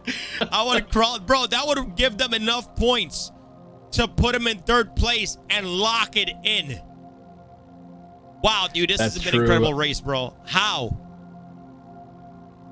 I don't know how, man. It's just like, it's just one of those things, man. I mean, like, again, I was expecting the Dragonfly race to be explosive. And I think that was a Cyclone RC, actually, that took out Semper Sparrow and Architecto. Which buggy is that right now? Is that another RC? It looks like an RC with an Invictus skin here. It seems because Enigmatic is very close to the finish line. But right now, Grogpunt is officially in 3rd place. Already passed. They already passed BSI Racing Eagle, and they're on their way right now, dude. Dude, this is if Baltic Racing Team number 2 gets 3rd place, that's it. That's right. If Baltic Racing Team 2 comes in 3rd place, then yeah, they're going to be taking that out of the hands of TGCC. So again, this is the race that I was expecting to see, Crucian. You know, like with the explosions, you have no idea what's going to happen, and hopefully it doesn't come down to like, you know, we have to like get the measuring tape out to see where somebody exploded to see who comes into 3rd place. But it's been pretty crazy. Again, there are areas of this Lorville loop that are more dangerous for different reasons than others. And, you know, it does require, you know, to have a little bit of a line in your mind. You know, you have to know where is safe and where was safe for you beforehand. And, you know, Diplomat and all the other racers before them as well have been using them. And I think that, again, you know, this is only our first ever Lorville loop, as it were, in the 7 series. So, yeah, so maybe next time we see this happen, if it is, again, going to be another race, because we don't know, maybe they'll do things a bit differently. Yeah, I mean, this race overall, like, we had there was a lot of testing involved to get this race just going. Obviously, in Lorville, there's a lot of invisible walls. There's a lot of different things because obviously the game is not 100%. Like I said, you know, once we get a Ryson there, Meyer, we are going to have all of our landing zones in Stanton. Stanton's going to be pretty much complete, but it's not 100% polished, right? There's still a lot of things that need to go in the game. You know, polishing the outposts, polishing, you know, pretty much these cities, because right now, like, those invisible walls are really, really, you know, putting the hurt. But I mean, the racers should have had that week time in order to get some practice in. And it seems like our Korgig did a great job in finding his lines, finding where to go, where to stay, how to go straight. And there he got it. 1st place in today's race here in the finals of the Stanton 7. Has been great so far. Yeah, I mean, as you said, Horizon is going to be the last hero location of the Stanton system. When Pyro comes out, Pyro is a lawless system pretty much, and it doesn't have any grand cities and stuff the way that the Stanton system does. It has a few stations, and those stations could look, cool, or they could just use the existing procedural tech. We're not 100% sure how they're going to do things like Ruin Station, but with Pyro being a bit of a different task for the environment team, I do feel like we might see more effort being put into, like just touching up some of these little things that we have with these existing landing zones, like fixing the suburbs of Lorville, adding things to Microtech, etc. Yep. And maybe those things could in turn give us something different to race in as well, Crucian. Yeah, can we get some like lava, lava jet skis or something, and for Pyro? Yes. That's the way you want, man. That's the type of racing we want. Some lava jet skis that maybe have some wheels to put on the ground. I'm just kidding. I just would be asking for silly stuff, man. But honestly, man, we saw, what do you call it? Is it the worm? No, the jump point. From Stanton to Pyro, we know that that's coming up next. Again, we, Robert Space Industries is doing a full online Citizen Con. So make sure you guys tune in for that, because I'm pretty sure we're going to get a lot of information just like we normally do every Citizen Con. So I'm excited for this virtual one to see what have they done. Are we going to get to Pyro, and when that's going to be? Because I'm super excited to find a new world and a new place that we can bring at more esports events too. 100%, and I would love to see these trophies that we've shown up from GRTF. CIG, can we have that in game? Like to commemorate this, that'd be amazing, wouldn't it? Like to have it like a Stanton 7 trophy. I can put in my my MSR. Like show off to anybody who's coming.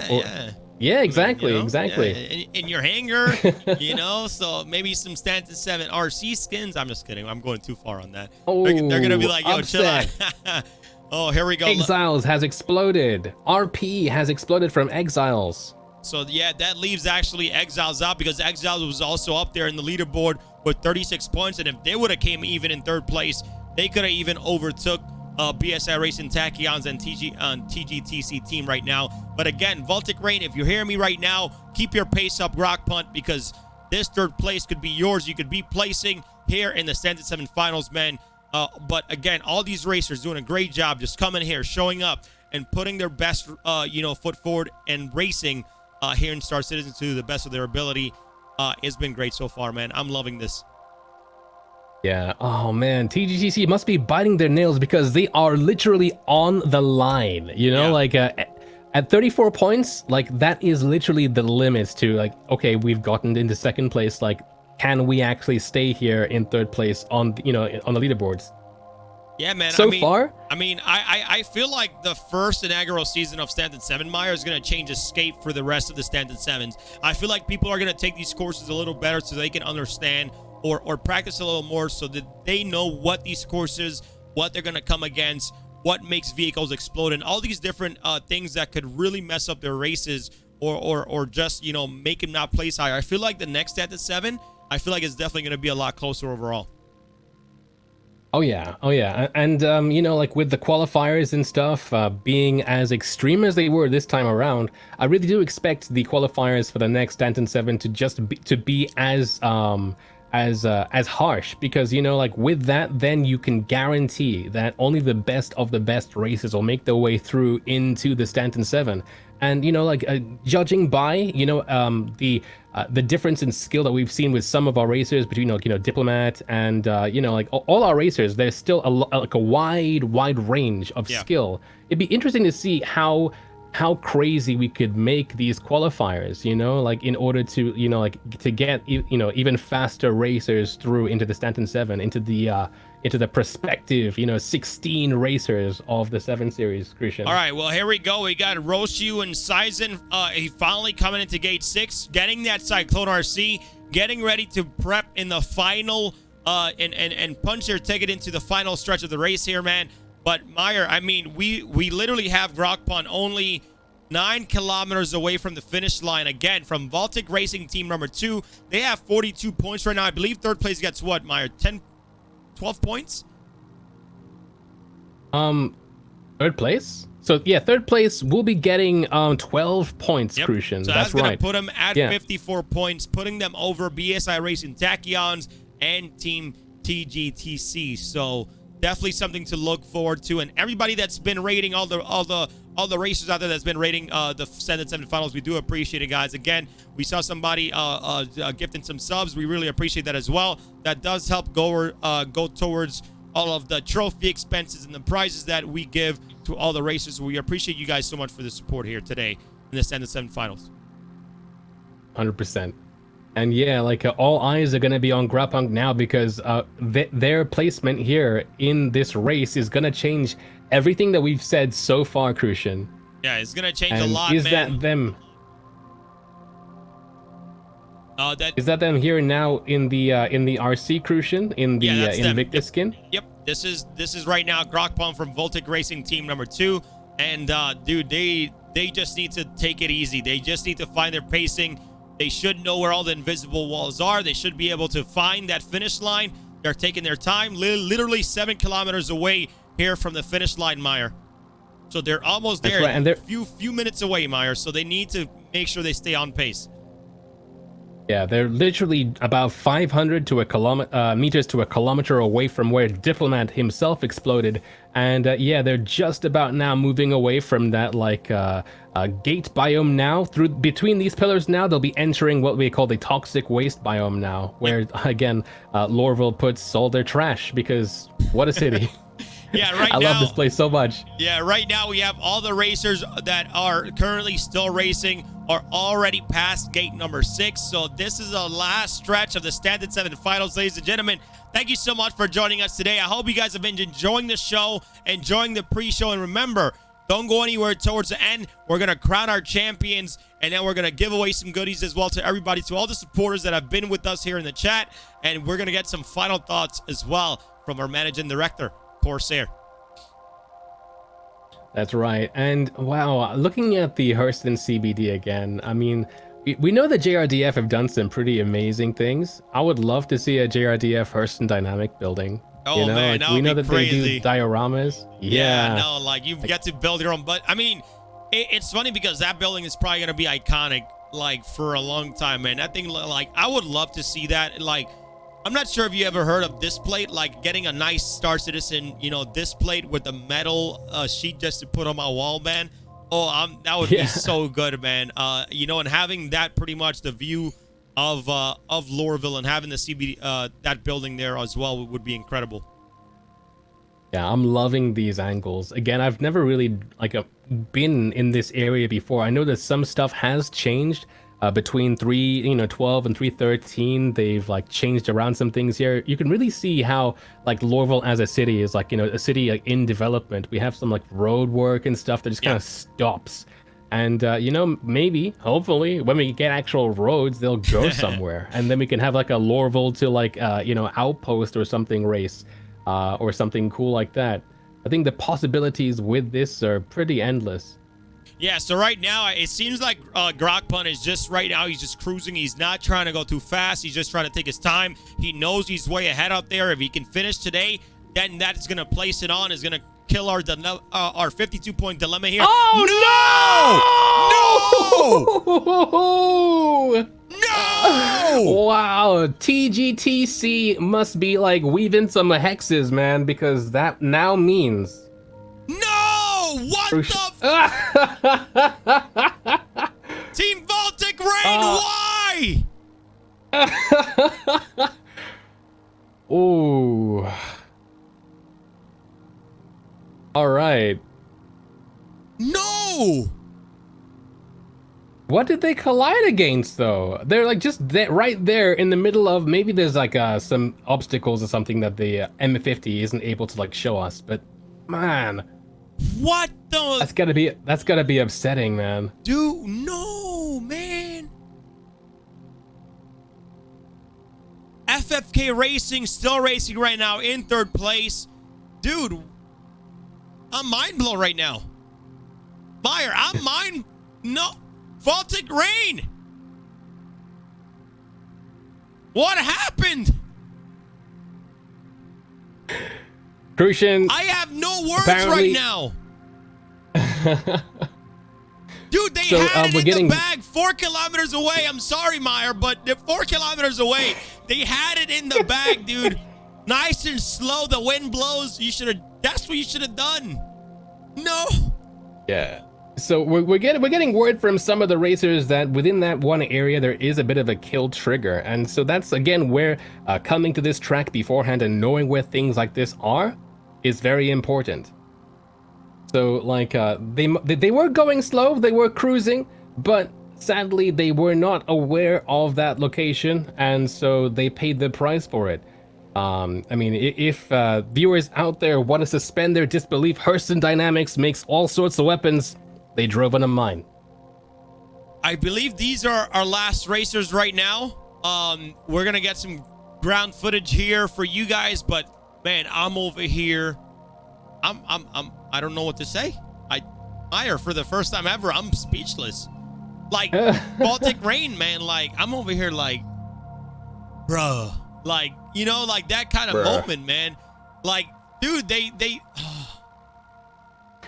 I wasn't gonna say anything. I didn't say anything, you know, like because again, I'm cursed. But I didn't even have to say it, Crucian.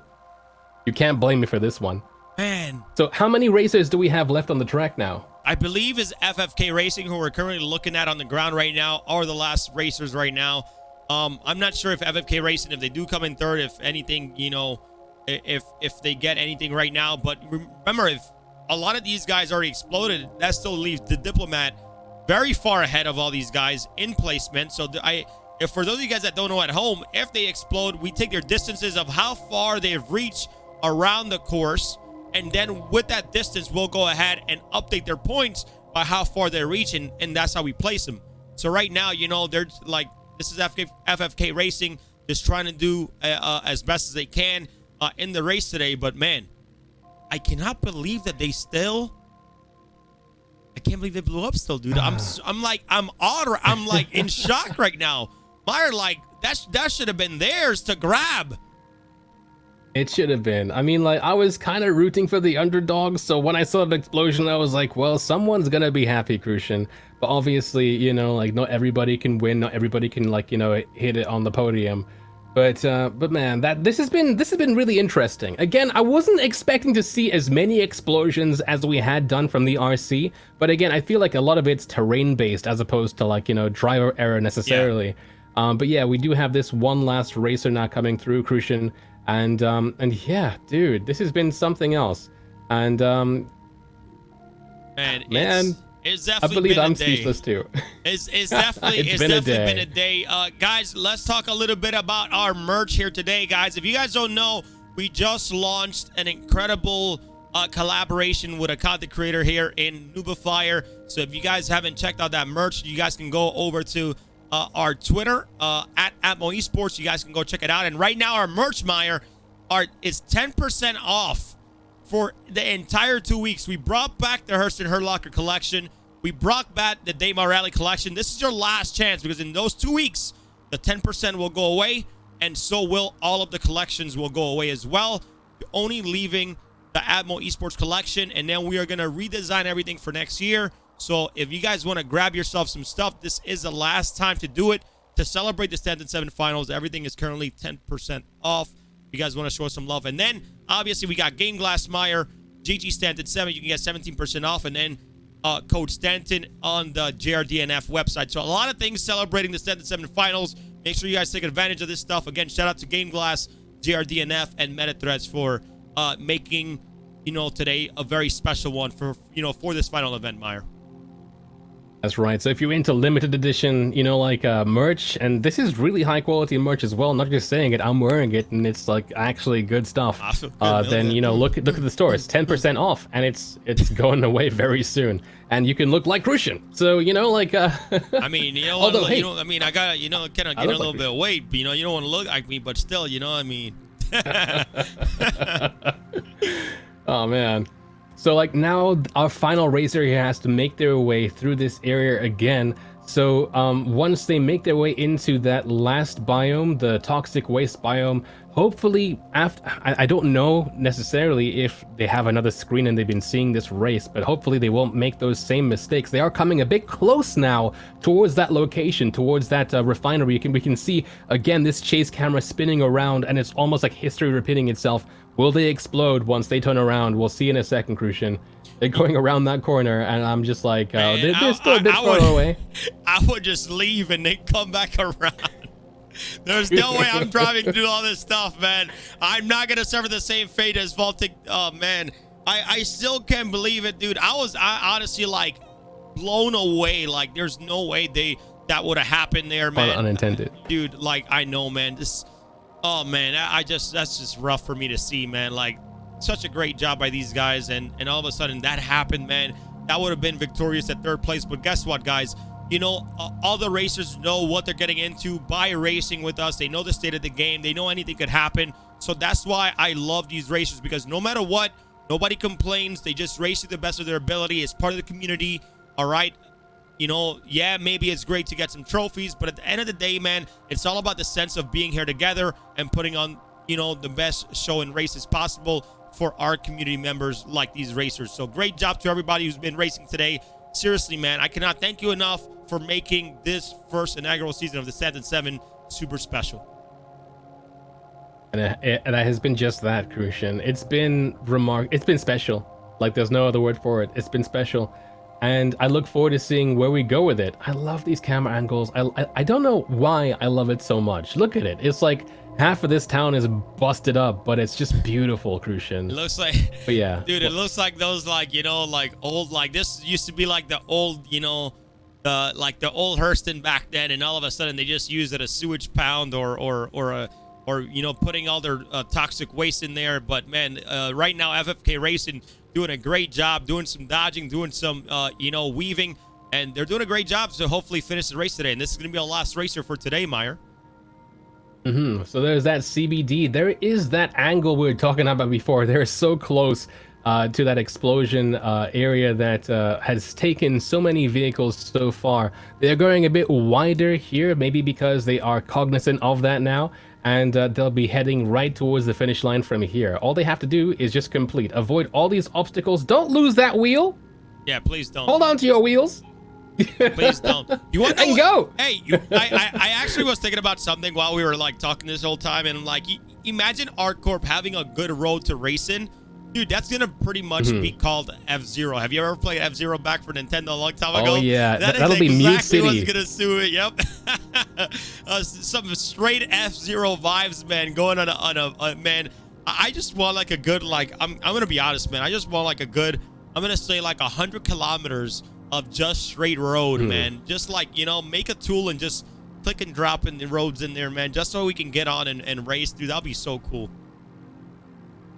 Yeah, it'd be sick, man. It'd be like, I mean, like, would you have it weapons free if you had like just one straight road? What kind of road would you need? Like a straight line or one that weaves around mountains and that kind of thing? What would you prefer? It needs to weave, man. I feel like a straight line would be really, really good. Maybe if, you know, X1s are super, super fast, or the bikes are super, super fast. But like for vehicles and for us to get some really great entertainment, I would like to see it weave around. Maybe weapons are out in you know, in a nice road, you know, and if, you know, and we have respawn points, man, it'll be great. You know, well, when we think about all these events, Meyer, we literally come up with the best solutions and the best way that we can show you guys, you know, the best action here, you know, in these events and races. So, but we'll see, man. We'll see. I'm not gonna say it's gonna happen. It's always a hope, but you know, something that I want to mention out there that, you know, even if you see these racers blowing up, you see a lot of things going on here. We do take a lot of these reports and we do give it to CIG so they can, you know, see and fix on how they can make, you know, ground racing or the ground experience a lot better. But the vehicle experience team, they're already killing it, Meyer, so I don't know if they need to be told anything else right now at this time. I'm sure they're aware, you know, like there's a lot of stuff going on into their systems, you know, to make them work. And, you know, Star Citizen was just here in this Twitch channel a second ago. So, you know, I believe they know. Right now, apparently, they are 5.2 kilometers away from the finish line. They need to beat 3.3 kilometers in order to place, I believe. Yeah. But yeah, it's been pretty awesome. Yeah, so right now it seems like even though, you know, what happened with Team Voltic Racing Team 2, TGTC did get to finish the race, so they're gonna still be on that tied for third place right now. We still got to make sure we talk to the officials, guys, and we crown our champions. You know, we actually look over our footage. We make sure that everybody's distance is properly explained for. And so when that happens, we will definitely give you guys the top 3 champions for the Stanton 7. Until then, we're gonna, you know, right now we are obviously looking at for first place far out. We got obviously Team Turbor, who literally came out, man. Our Corgate, shout outs to you. And then third place is gonna be gone over by the officials to see who's gonna take that third place. That's right. Middle left camera there with a really cool establishing shot there of Hurston Dynamics CBD as well. Looking really cool, looking over that business district, going into first person camera the moment I talk about it. There we go. Yeah, so right now, back into it again. Right now, FFK Racing is currently only 4 kilometers away with only 67% held right now. Obviously, you got the incredible, security team getting ready for an incredible, you guys already know what it is, man. The flyby, the famous flyby. We got Walkers of Sigma. We got Frontier 17. We got all these incredible security team out there ready to show it off here on Hurston, and it's going to be fantastic. That's right. Every single race out here needs a... Oh, we got some explosions going on. That was a dragonfly. Yeah, I'm not sure exactly that was Sigelian. That was Sigelian.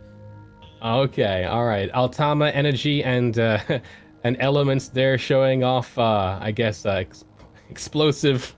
Hey, by the way, explosive display. I gotta give some love to Sigelian, man. This guy is a man of all things, man. This guy makes most incredible pizzas, man. Just shout out to that guy, man. Incredible. Ultima Energy, who is also a community sponsor here for the Stanton 7, man. Big shout out to you, Sigelian. Thank you so much for helping us out. But man, his pizzas, bro, Meyer. If you ever go check out his stream, dude, he has an oven cam. You see it all melt together. Okay, I'm hungry. I'm gonna go eat pizza after this. Thanks, Meyer. Appreciate it. He makes square pizzas, everybody. They're Chicago deep dish style, man. This guy makes it wow, it's so good, man. Shout outs. I wish he could deliver to my house, but it doesn't work that way. So, oh man, look at that sun going down. Beautiful sunset here in Hurston. Come on, FFK Racing. We believe in you. Let's get to the finish line. Take on pace. Don't blow up. They're at 67% hull damage, and boom, there we go. Oh, no! There we go! As soon as I mentioned hull damage, why? As soon as I mentioned hull damage. I'm sorry, man. Yeah, so that was your fault. I don't think Meyer. that was no. Okay, I'll take it. I'll take it. I'm here for you, bud. Oh my gosh, Meyer, man, it's been a crazy day today. Unfortunately, though. Oh man, So I'm mind blown right now. They took the long way around to avoid that what was happening over there. Yes. There were, people were assuming that there was a kill volume right by that metal wall. So they took the long way around and they still died. So I think that they actually just they perished to just rocks, which is sad. But again, we've seen that happen again with the qualifiers for the Stanton 7 with the around Gandalf and that kind of thing. We saw so many vehicles explode. Yeah, so right now, it it's very unfortunate, because they were at 67% hull damage, and I guess just going over those rocks and tumbling down did put them in that position, in that risky position to end up getting blown up there. I'm not sure that was a death trigger. I just felt like their vehicle probably just took too much damage, going out from gate 6 down to the finish line here. But we're gonna take a quick look at our security team here.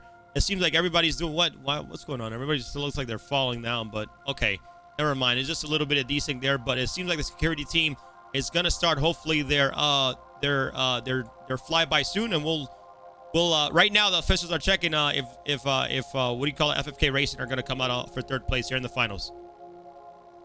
That's right. Yeah, the officiators are doing some last-minute fact-checking as the Walkers of Sigma here fly through with their C2, with their M2, I believe, Hercules. I can't actually tell because there's a skin on that thing.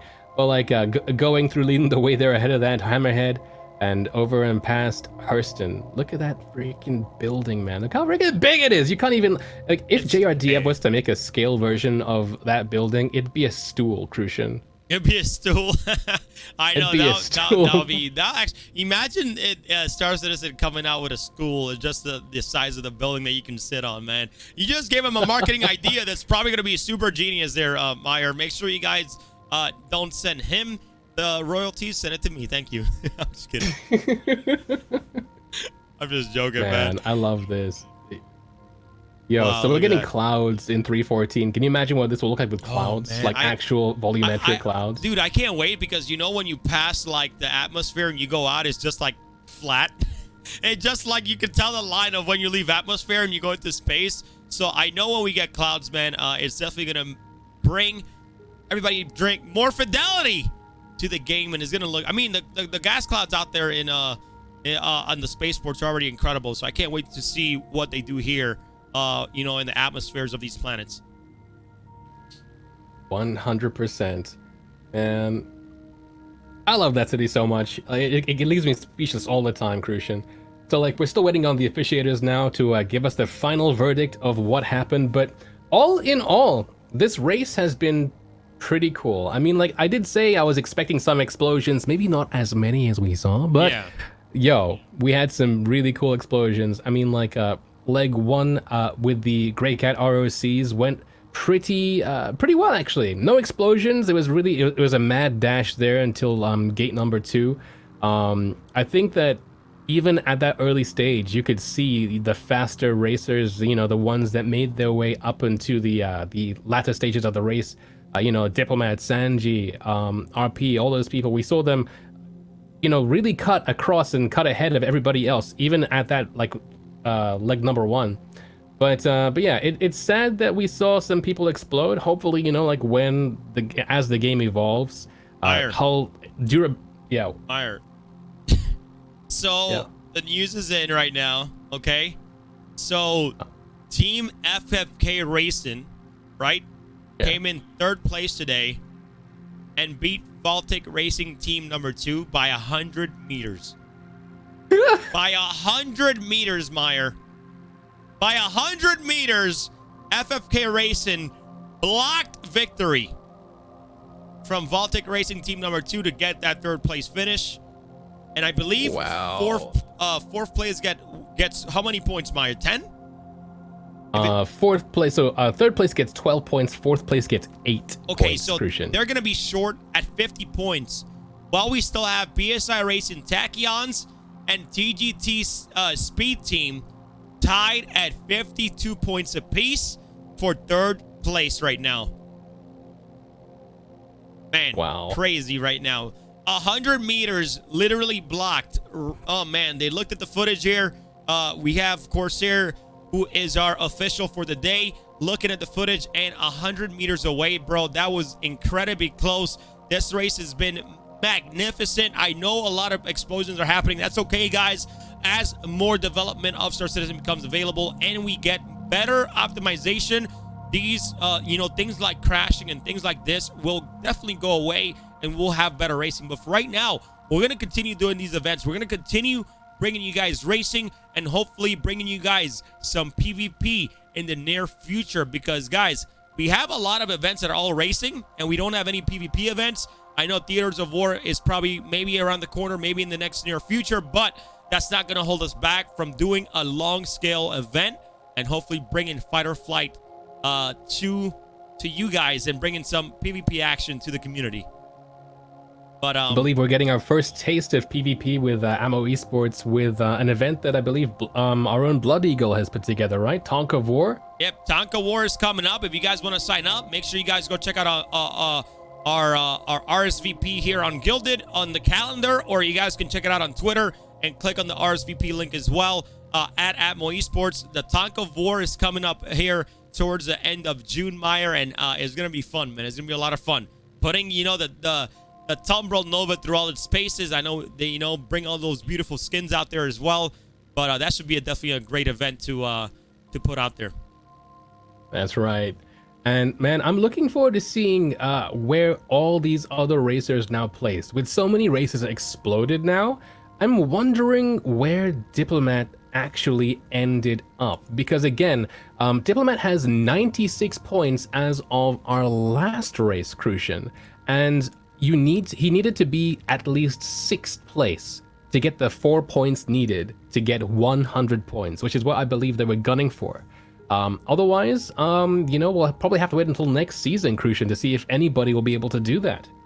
I mean, that's definitely a long time, but I know that once servers get optimized, we might be even doing, a couple races per event, making the extended 7 a little bit shorter. But I love how long this was. I love the preparation, of these events were for these racers. Every 2 weeks, they have to come out here and compete for a race. And I think every single racer out here, all the way from, the top here on Team Farah, all the way down to Team Zarya, congratulations to every single person on putting out a great racing event here in the Stanton 7 finals.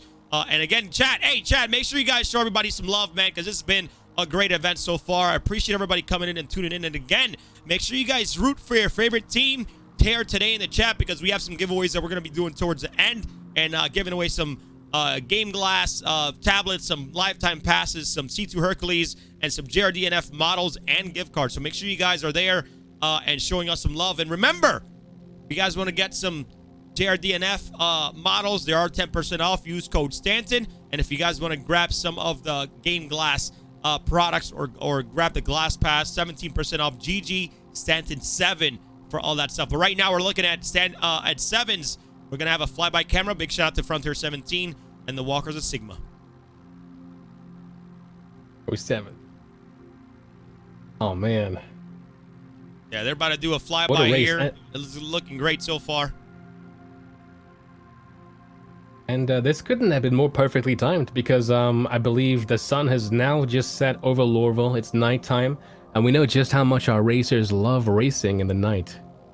Oh man, I think the night, like we always call it nightmare. I think honestly, man, what I loved about the Standard 7 is the qualifiers. The way you need to qualify. Oh, look at that. Why? Come on, Sevens, I need my cameras.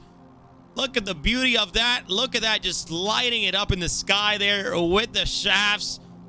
Beautiful flyby there by our security team. Congratulations, everybody. We didn't get to see the whole thing, but it was still a beauty, especially at night there, Meyer. You know what I think I want now? What? I want rainbow chaff. A I want rainbow chaff? flares, CIG. Yeah. Hey man, hey, we need to make it happen. If we could, I would buy a Pride shaft for $5, and it goes towards charity. That's all good stuff, man. It's Pride Month, so happy Pride Month to everybody out there. That'll be great. Have some rainbow shaft and give a little bit of that to charity, man. I'm down for that. I'm always down for CIG Marketing, hire me. CIG Marketing, hire me. Oh man, but anyways, I believe we want to get an interview here with Diplomat here pretty soon, who is our winner, and then we will get some closing remarks here from our managing director here, Corsair. But guys, one more time, man, I'm gonna say it again. It's been an incredible day so far here for the Stanton 7. Thank you guys all for joining me, and again, guys, don't forget to get your merch. It's all 10% off for 2 weeks. All right. Go get your merch. It's all 10% off for 2 weeks. You got the Stanton 7 merch. You got the Nubifier merch as well. It's all 10% off. You got the Hursted Herlocker and the Day Morale collection that's back. Go show him some love there. All right. So, incredible day so far for the Stanton 7 Championship, the Stanton 7 Finals. But make sure you guys go, represent and get geared up for next year's Stanton 7. All right.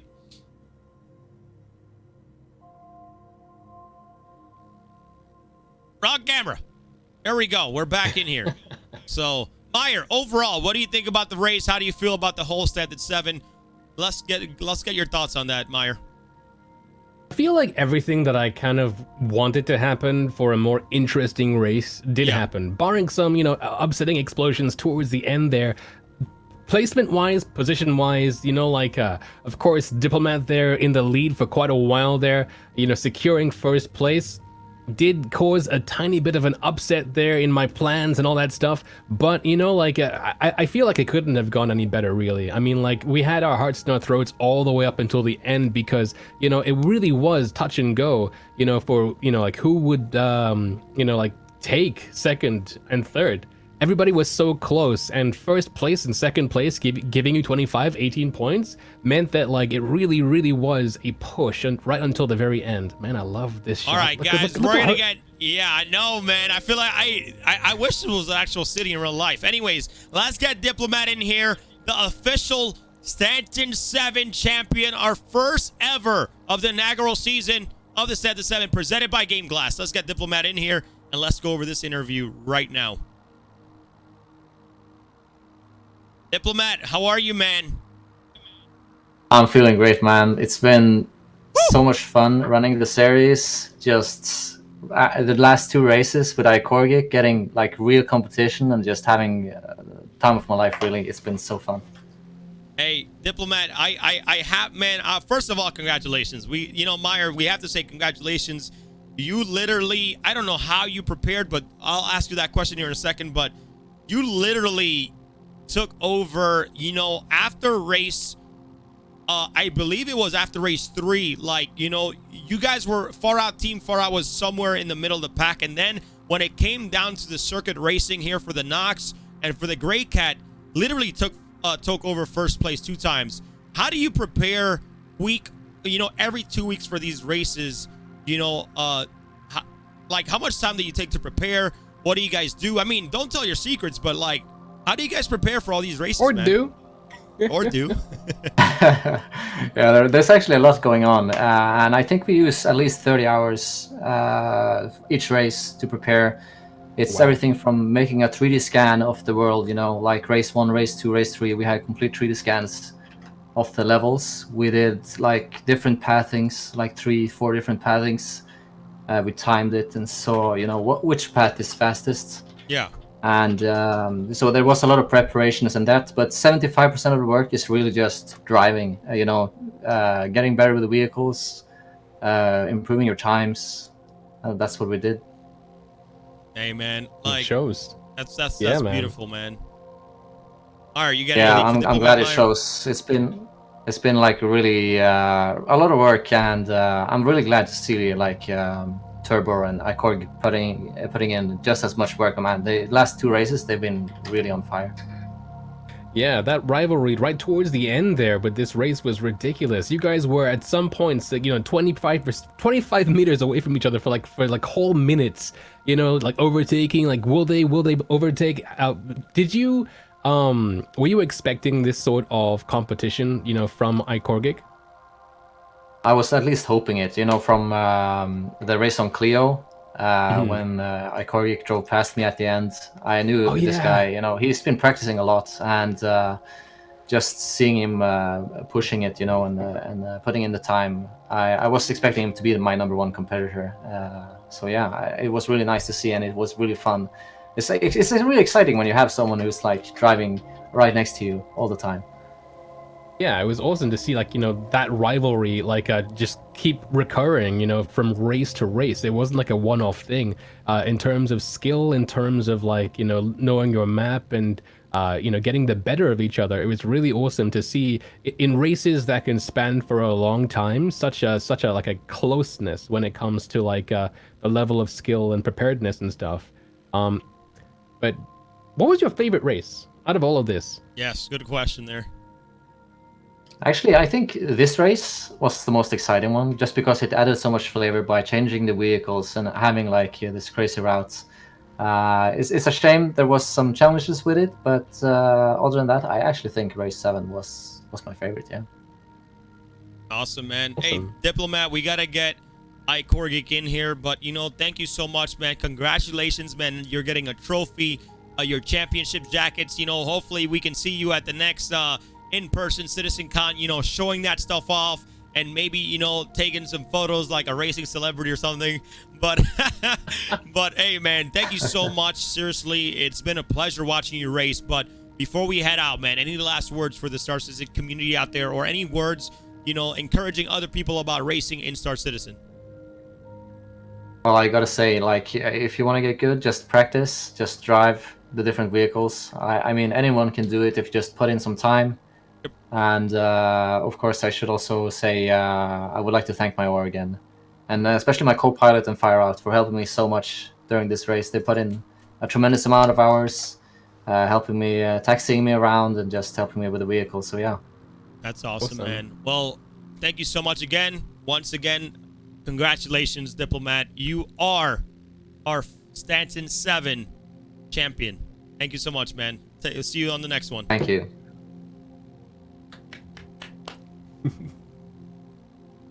Yeah, that's awesome. And you know, like what he said, you know, rings true. Nobody starts good. You have to get good, you know? Like and he showed that. So we got Team Turbo here who took second place in today's race.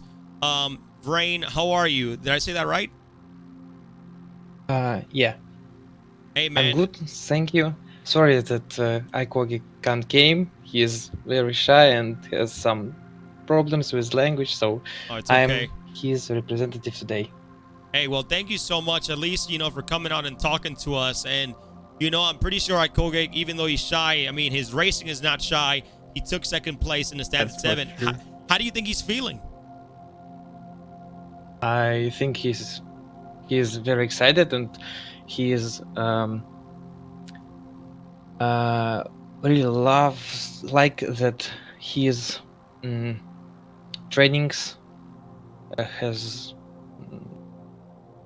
give him the opportunity to reach this place in Stanton 7. So like Diplomat a second ago mentioned that for every race that they did, they practiced for at least 30 hours.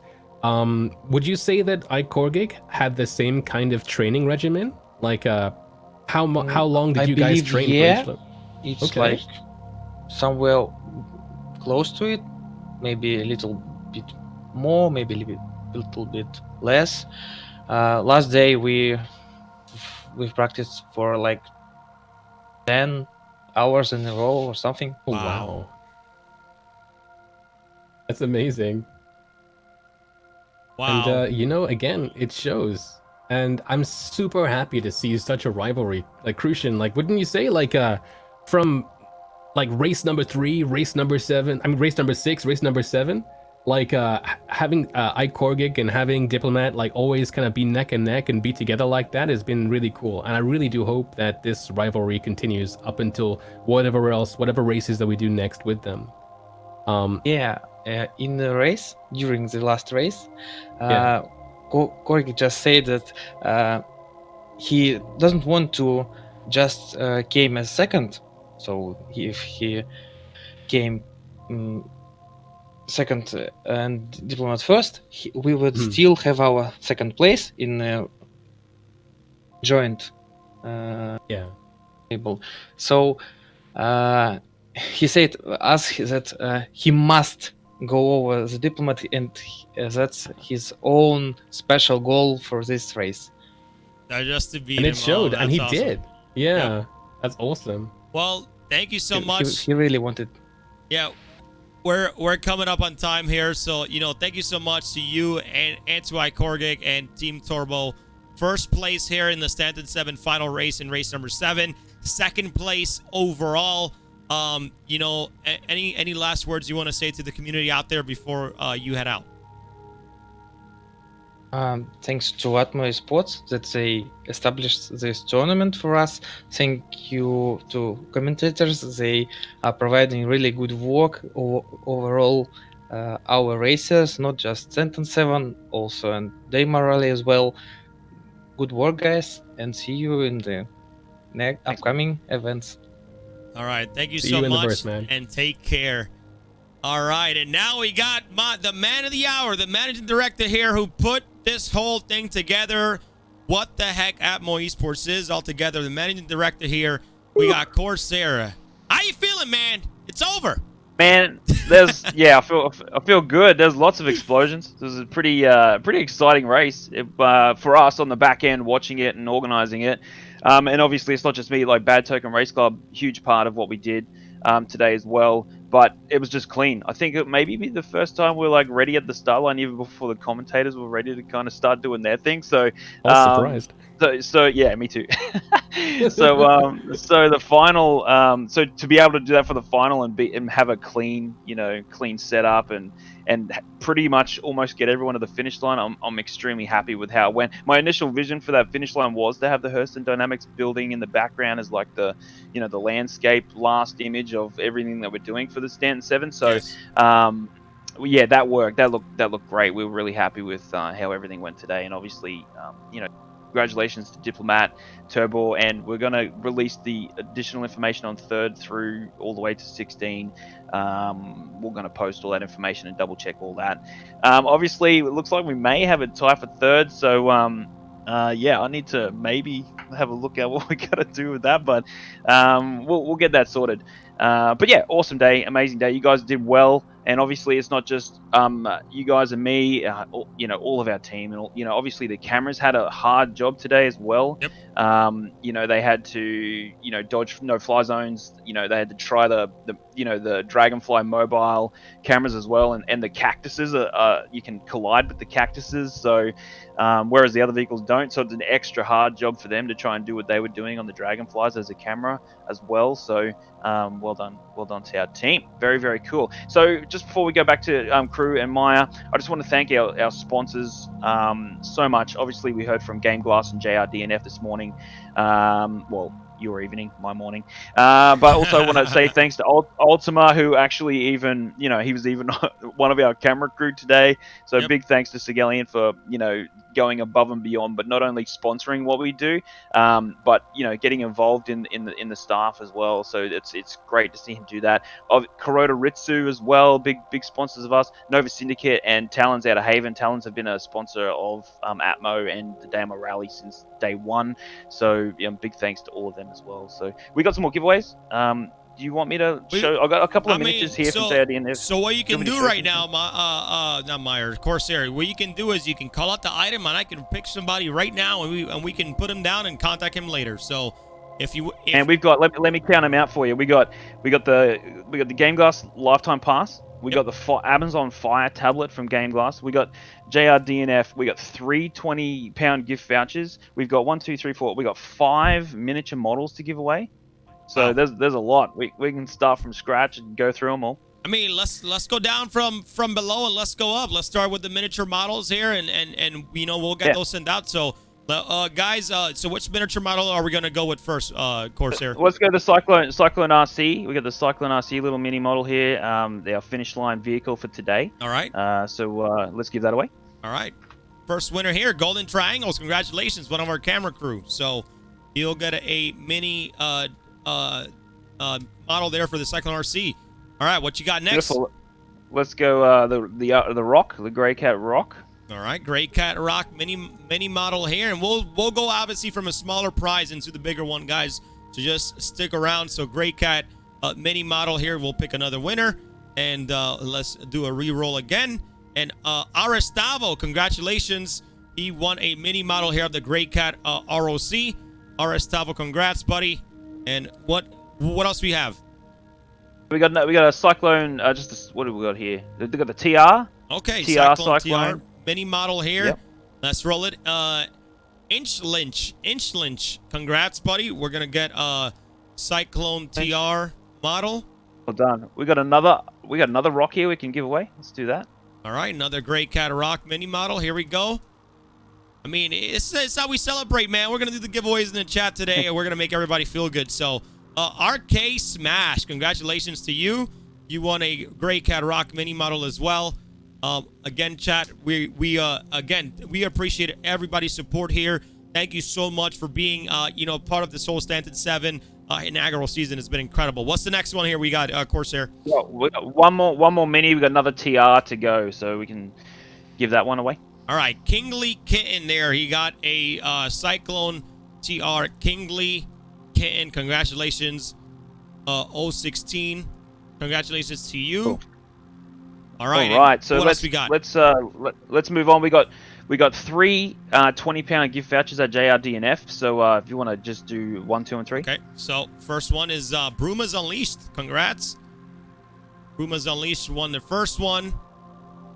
Sorry, I'm writing all their stuff down so they know. And then we have Crucian. No, not me. I'm re-rolling that one. Sorry. Alia, I'll take it. Alia and Goen. All right, Alia and Goen, congrats.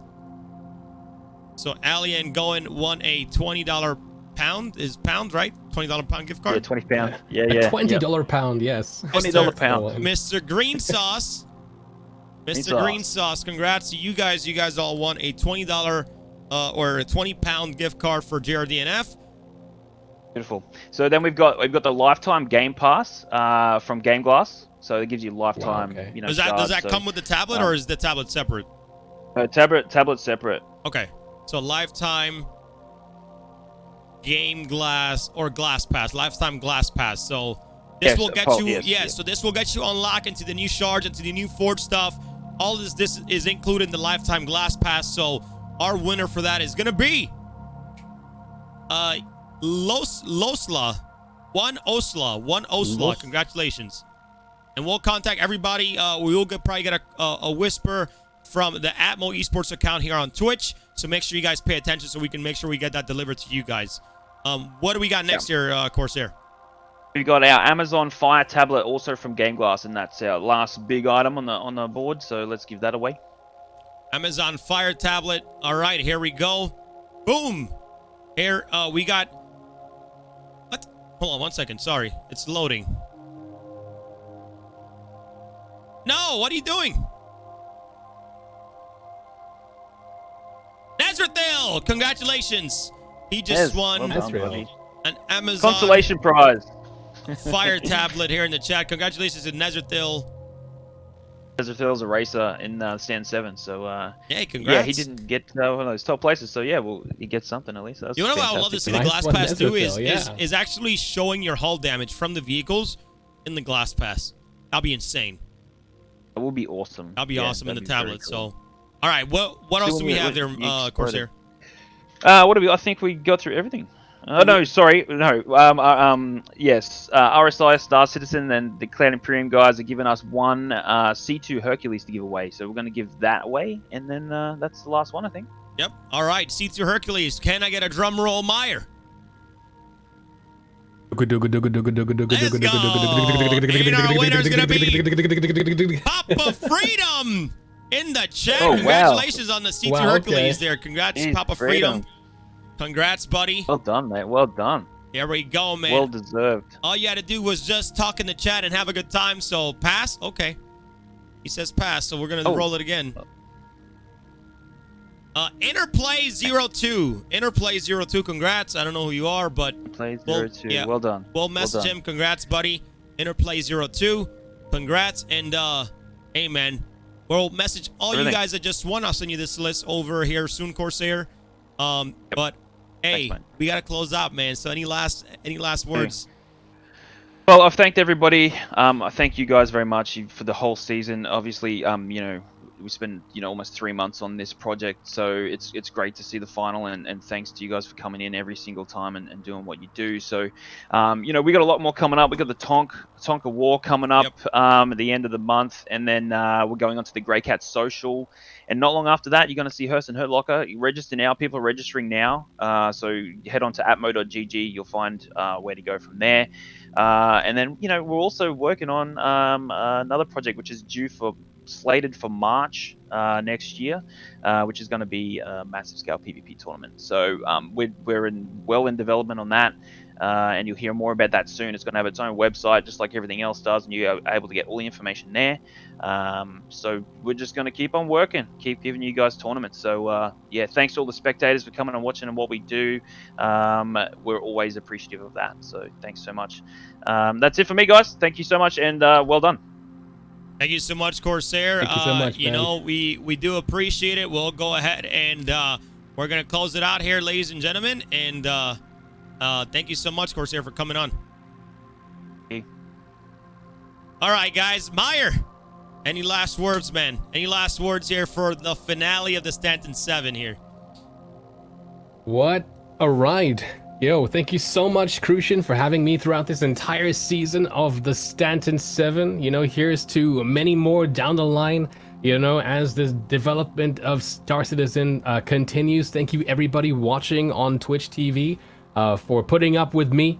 This has been amazing. I hope you guys had fun too. Congratulations and to all the winners as well for all the prizes. And yeah, hopefully you'll see me again here in Atmo Esports sometime soon doing something else. Who knows? Until then, though, you can catch me at twitch.tv/Meyer, where I stream Star Citizen. We do RP stuff. We'll be releasing an RP video very soon, like a Prison Break thing. It'd be kind of cool. But yeah, that's it from me. Thank you so much again, Crucian. Thank you for being an amazing co-host. You've been a pleasure to work with and cast with in this whole Stanton 7. But last but not least, ladies and gentlemen, I want to say thank you so much, everybody who supported Atmo Esports. Thank you for being here. Everybody who brought the hype to the Stanton 7 finale. Thank you so much for joining us today. It's been an incredible pleasure, guys. All right. We got some more events coming down the line. Make sure you guys follow us on Twitter at Atmo Esports, guys, so you guys can stay up to date. We're doing freebies every so often. We're probably going to be giving away some Cyclone RC skins as well. So if you guys use Twitter, make sure you guys follow us for some freebies and some giveaways and a lot of upcoming events in the future. But other than that, guys, be safe, take care of yourselves, and we'll see you on the next one, guys. We're signing out of the Stanton 7 for one last time, Meyer. How do you feel about that? That's so weird, man. So weird. You know, I don't like when things end, man. So I don't either. I guess I'm gonna get teary-eyed because I love these events so much, guys. You guys have no idea. I put my heart and soul into casting these events, and I cannot wait to bring you guys what's next, guys. See you on the next one.